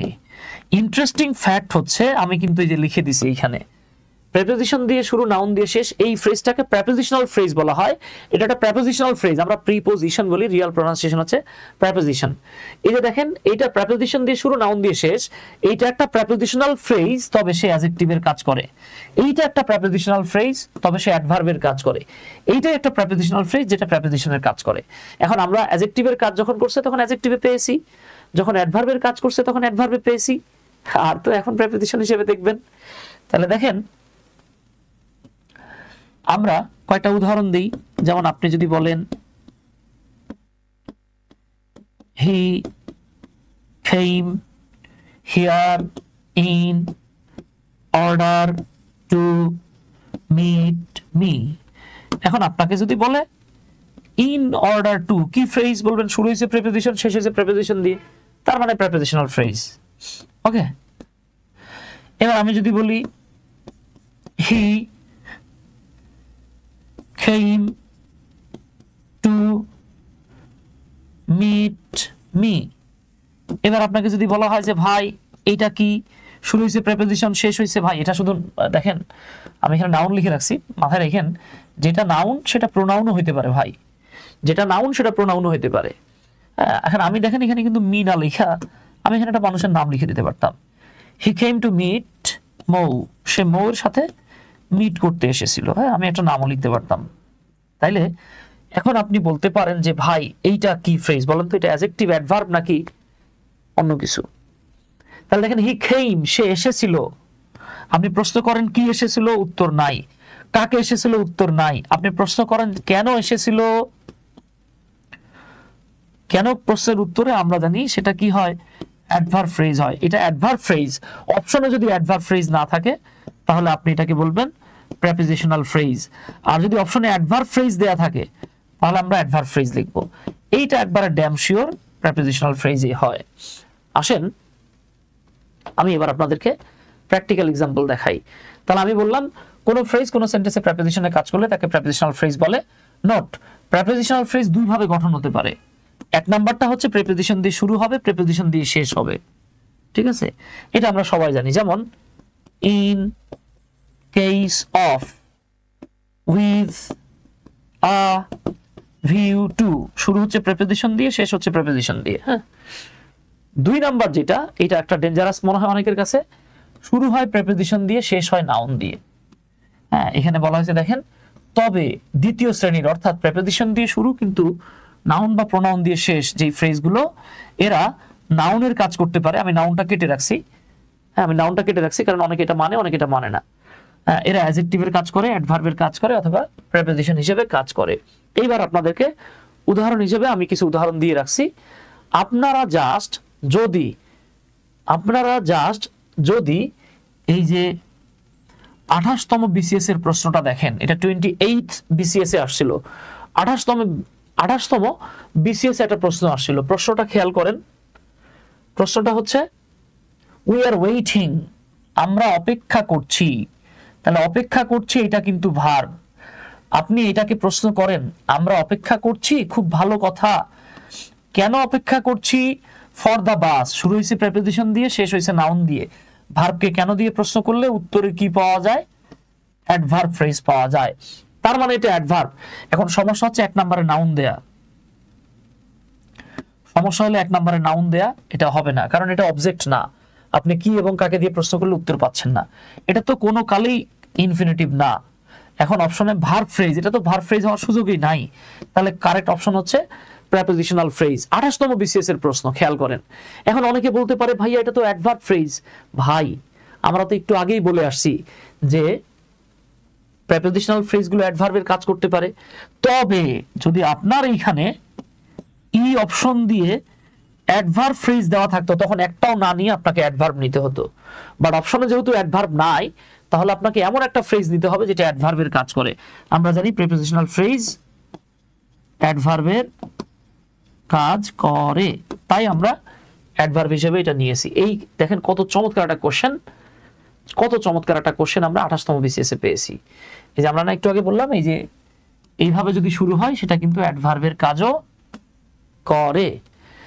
এই হলো আমাদের টোটাল ফ্রেজের বিষয় হিসাব নিকাশ। এতটুকু শেষ। এইবার আসেন, আমি তো এটা আপনাদেরকে দেখিয়েছিলামই, আরেকবার আপনাদেরকে বলে যাই। যেহেতু সাবজেক্ট হিসেবে ফ্রেজটা আছে, এইটা হলো একটা নাউন ফ্রেজ। আবার এইখানে দেখেন ডিটারমিনারের পরে যেহেতু ফ্রেজটা আছে, নাউন ফ্রেজ। এইবার দেখেন যেহেতু ইয়াং শব্দটা একটা অ্যাডজেক্টিভ, অ্যাডজেক্টিভের পরে এই ফ্রেজটা আছে, তাই এটা একটা নাউন ফ্রেজ। 4 নম্বরে আসেন, এই যে দেখেন নাউনের পরে প্রেপোজিশন দিয়ে শুরু, নাউন দিয়ে শেষ, তাই এটা অ্যাডজেক্টিভ ফ্রেজ। অপশনে যদি অ্যাডজেক্টিভ ফ্রেজ না থাকতো তাহলে আমরা প্রেপোজিশনাল ফ্রেজ নিতাম। ওকে ডিয়ার, এইবার দেখেন শুরু হইছে প্রেপোজিশন দিয়ে, শেষও হইছে প্রেপোজিশন দিয়ে, তাহলে এটা অবশ্যই একটা প্রেপোজিশনাল ফ্রেজ। এই যে প্রেপোজিশনাল ফ্রেজ। এবার 6 নম্বরে আসেন, এটা তো অনেক সহজ। ডিটারমিনারের পরের ফ্রেজটা প্রেপোজিশনের পরের ফ্রেজটা নাউন ফ্রেজ হয়। সহজ না? আচ্ছা, এইবার দেখেন আমরা জানি দুই প্রেপোজিশনের মাঝখানে কোনো কিছু থাকলে নাউন হয়, তাই এটা নাউন ফ্রেজ। এইবার দেখেন ডিটারমিনার এবং প্রেপোজিশনের মাঝখানে কিছু থাকলে নাউন হয়, তাই এটা নাউন ফ্রেজ। এইবার আসেন, আমরা জানি নাউনের পরে কেন নাউন, এই যে ডিটারমিনারের পরের ওয়ার্ড নাউন হয়, প্রেপোজিশন দিয়ে শুরু, নাউন দিয়ে শেষ, কি হয় বাবা? অ্যাডজেক্টিভ ফ্রেজ হয়। অপশনে অ্যাডজেক্টিভ ফ্রেজ আছে, সরি, এই যে অ্যাডজেক্টিভ ফ্রেজ, অপশনে যদি অ্যাডজেক্টিভ ফ্রেজ না থাকতো তখন আমরা প্রেপোজিশনাল ফ্রেজ ধরতাম, কারণ প্রেপোজিশনাল ফ্রেজও অ্যাডজেক্টিভের কাজ করে। এইবার আসেন, এটা তো আমরা বুঝতেই পারতেছি, শুরু হয়েছে প্রেপোজিশন, শেষ হয়েছে প্রেপোজিশন দিয়ে, প্রেপোজিশনাল ফ্রেজ। এইবার আসেন, ওই যে বললাম যে আমার হাতের লিস্টের ইয়াং লোকটাই এলাকার সেরা রাঁধুনি, আগেরটা পরেরটা এক, তাই এটা নাউন ফ্রেজ। কেন? কারণ এই যে কমপ্লিমেন্ট হিসেবে। এইবার আসেন 12 নাম্বার, ডিটারমিনারের পরে নাউন ফ্রেজ বসে, অটোপাস। বেস্ট একটা অ্যাডজেক্টিভ, অ্যাডজেক্টিভের পরে কি বসে? নাউন ফ্রেজ বসে। শেফ, এই যে দেখেন বেস্ট শেফ, শেফ মানে হলো রাঁধুনি। আপনি যদি ভেঙে ভেঙেও বলেন অ্যাডজেক্টিভের পরের ওয়ার্ডটা নাউন, যেহেতু নাউনের পরে প্রেপোজিশন দিয়ে শুরু, নাউন দিয়ে শেষ, অ্যাডজেক্টিভ ফ্রেজ। অপশনে অ্যাডজেক্টিভ না থাকলে প্রেপোজিশনাল ফ্রেজ ধরতাম আমরা। এই যে আব্দুল্লাহ মামুন ভাই বলতেছেন একের ভিতর সব, দেখছেন একটার ভিতরে কতগুলো, আমি জাস্ট একটা সেন্টেন্স দিয়ে 15টা কোশ্চেন মেক করছি, দেখেন। হ্যাঁ, 16টাও বানানো যাবে, হয়তো 16টাই করছি আমি। এই যে প্রেপোজিশনের পরে নাউন ফ্রেজ। এইবার আসেন, আমি একটু আগে আপনাদেরকে দেখালাম মাই, আওয়ার, ইওর, হিজ, হার, এগুলো হচ্ছে পজেসিভ বা ডিটারমিনার, এরপরেও নাউন ফ্রেজ বসে। তার মানে আমি সেন্টেন্স দেখছি একটা, এই একটা সেন্টেন্সকে আমি 16টা কোশ্চেনে কনভার্ট করছি। এইবার আসেন, এটা তো আমি একটু আগে দেখালাম, the blue box is, blue বাক্সটা আছে, এটা হলো ভার্ব। আপনি প্রশ্ন করেন আছে, এই কোথায় আছে? On the table. তাহলে ভার্বকে কোথায় দিয়ে প্রশ্ন করলে অ্যাডভার্ব ফ্রেজ পাওয়া যায়। অপশনে যদি অ্যাডভার্ব না থাকতো সেক্ষেত্রে প্রেপোজিশন দিতাম, অপশনে অ্যাডভার্ব আছে তাই আমরা প্রেপোজিশনাল ফ্রেজ নেব না। এইবার দেখেন তো, the box on the table, এই যে অন দ্য টেবল মূলত নাউন সম্পর্কে তথ্য দিচ্ছে, তাই অ্যাডজেক্টিভ ফ্রেজ। ওকে, আচ্ছা, তো আমি শেষ করার আগে আপনাদেরকে 46তম বিসিএস এ আসা একটা প্রশ্ন দেখাই। 46 বিসিএস, দেখি আপনারা এটা সলভ করতে পারেন কিনা। সেন্টেন্সটা ছিল he is the man or he is the person, he is the man or he is the person to depend on। আপনারা আমাকে বলেন তো, হ্যাঁ 46th বিসিএস এ আসা এই প্রশ্নটা মানে এই যে টু ডিপেন্ড অন, এটা কি ফ্রেজ? দেখি আপনারা উত্তর করতে পারেন কিনা। লাস্ট বিসিএস 46তম বিসিএস এই প্রশ্নটা আসছে। ওকে, এখন আমাদের অনেক ভাই বোন আছেন, তারা বলবে কি জানেন যে স্যার এটা না প্রেপোজিশনাল ফ্রেজ। ওরে শোনা, এটারে কি প্রেপোজিশনাল ফ্রেজ বলা যাবে? যাবে না, কারণ এই যে ম্যান একটা নাউন, টু ডিপেন্ড অন মানে নির্ভর করার মতো বা নির্ভরযোগ্য। এই যে এতটুকু তথ্য আমরা কার সম্পর্কে পেয়েছি ভাই? নাউন সম্পর্কে। এখানে সম্ভবত মানে প্রশ্নে পার্সন ছিল নাকি, জাস্ট মনে আসতেছে না। যাই হোক, ম্যান বা পার্সন একই কথা। আল্লাহ, উৎপল মন্ডল বলতেছেন অ্যাডভার্ব। অ্যাডভার্ব না তো ভাই, এটা তো নাউন সম্পর্কে তথ্য দিচ্ছে, তাহলে এটা একটা অ্যাডজেক্টিভ ফ্রেজ। কারণ নাউন সম্পর্কে তথ্য দিয়েছে, তাহলে সবকিছুর পরে আপনাকে যে জিনিসটা দেখতে হবে সে কাকে মডিফাই করতেছে। না বুঝলে এখানে কট খেয়ে যাব আমরা। সো আশা করি ইনশাল্লাহ আমাদের আজকে যা যা আমি আলোচনা করেছি এই পর্যন্ত কারো কোনো সমস্যা থাকার কথা না, এখানে কারো কোনো সুযোগও নাই ইনশাল্লাহ। তো এই ছিল আমাদের আজকের ফ্রেজের ক্লাসটা। আমার দৃঢ় বিশ্বাস কেউ যদি আমাদের আজকের এই ফ্রেজের ক্লাসটা দেখে, এই ক্লাস দেখার পরে তারে ইনশাআল্লাহ কেউ কখনো অন্তত ফ্রেজে আটকাতে পারবে না। তো আপনাদের যদি কোনো ছোট ভাই বোন থাকে যারা ইন্টারমিডিয়েটের ইংলিশ, এসএসসির ইংলিশ অথবা ফ্রি হ্যান্ড রাইটিং অথবা যে কোনো ইংরেজি রিলেটেড কম্পিটিটিভ প্রিপারেশনের জন্য পড়তে চায়, আমাদের এই হোয়াটসঅ্যাপ নাম্বারটা দিয়ে দিতে পারেন। সবাই ভালো থাকেন। নেক্সট ক্লাসে আমরা ক্লাস নিয়ে কথা বলবো ইনশাআল্লাহ। আসসালামু আলাইকুম, আদাব, আল্লাহ হাফেজ।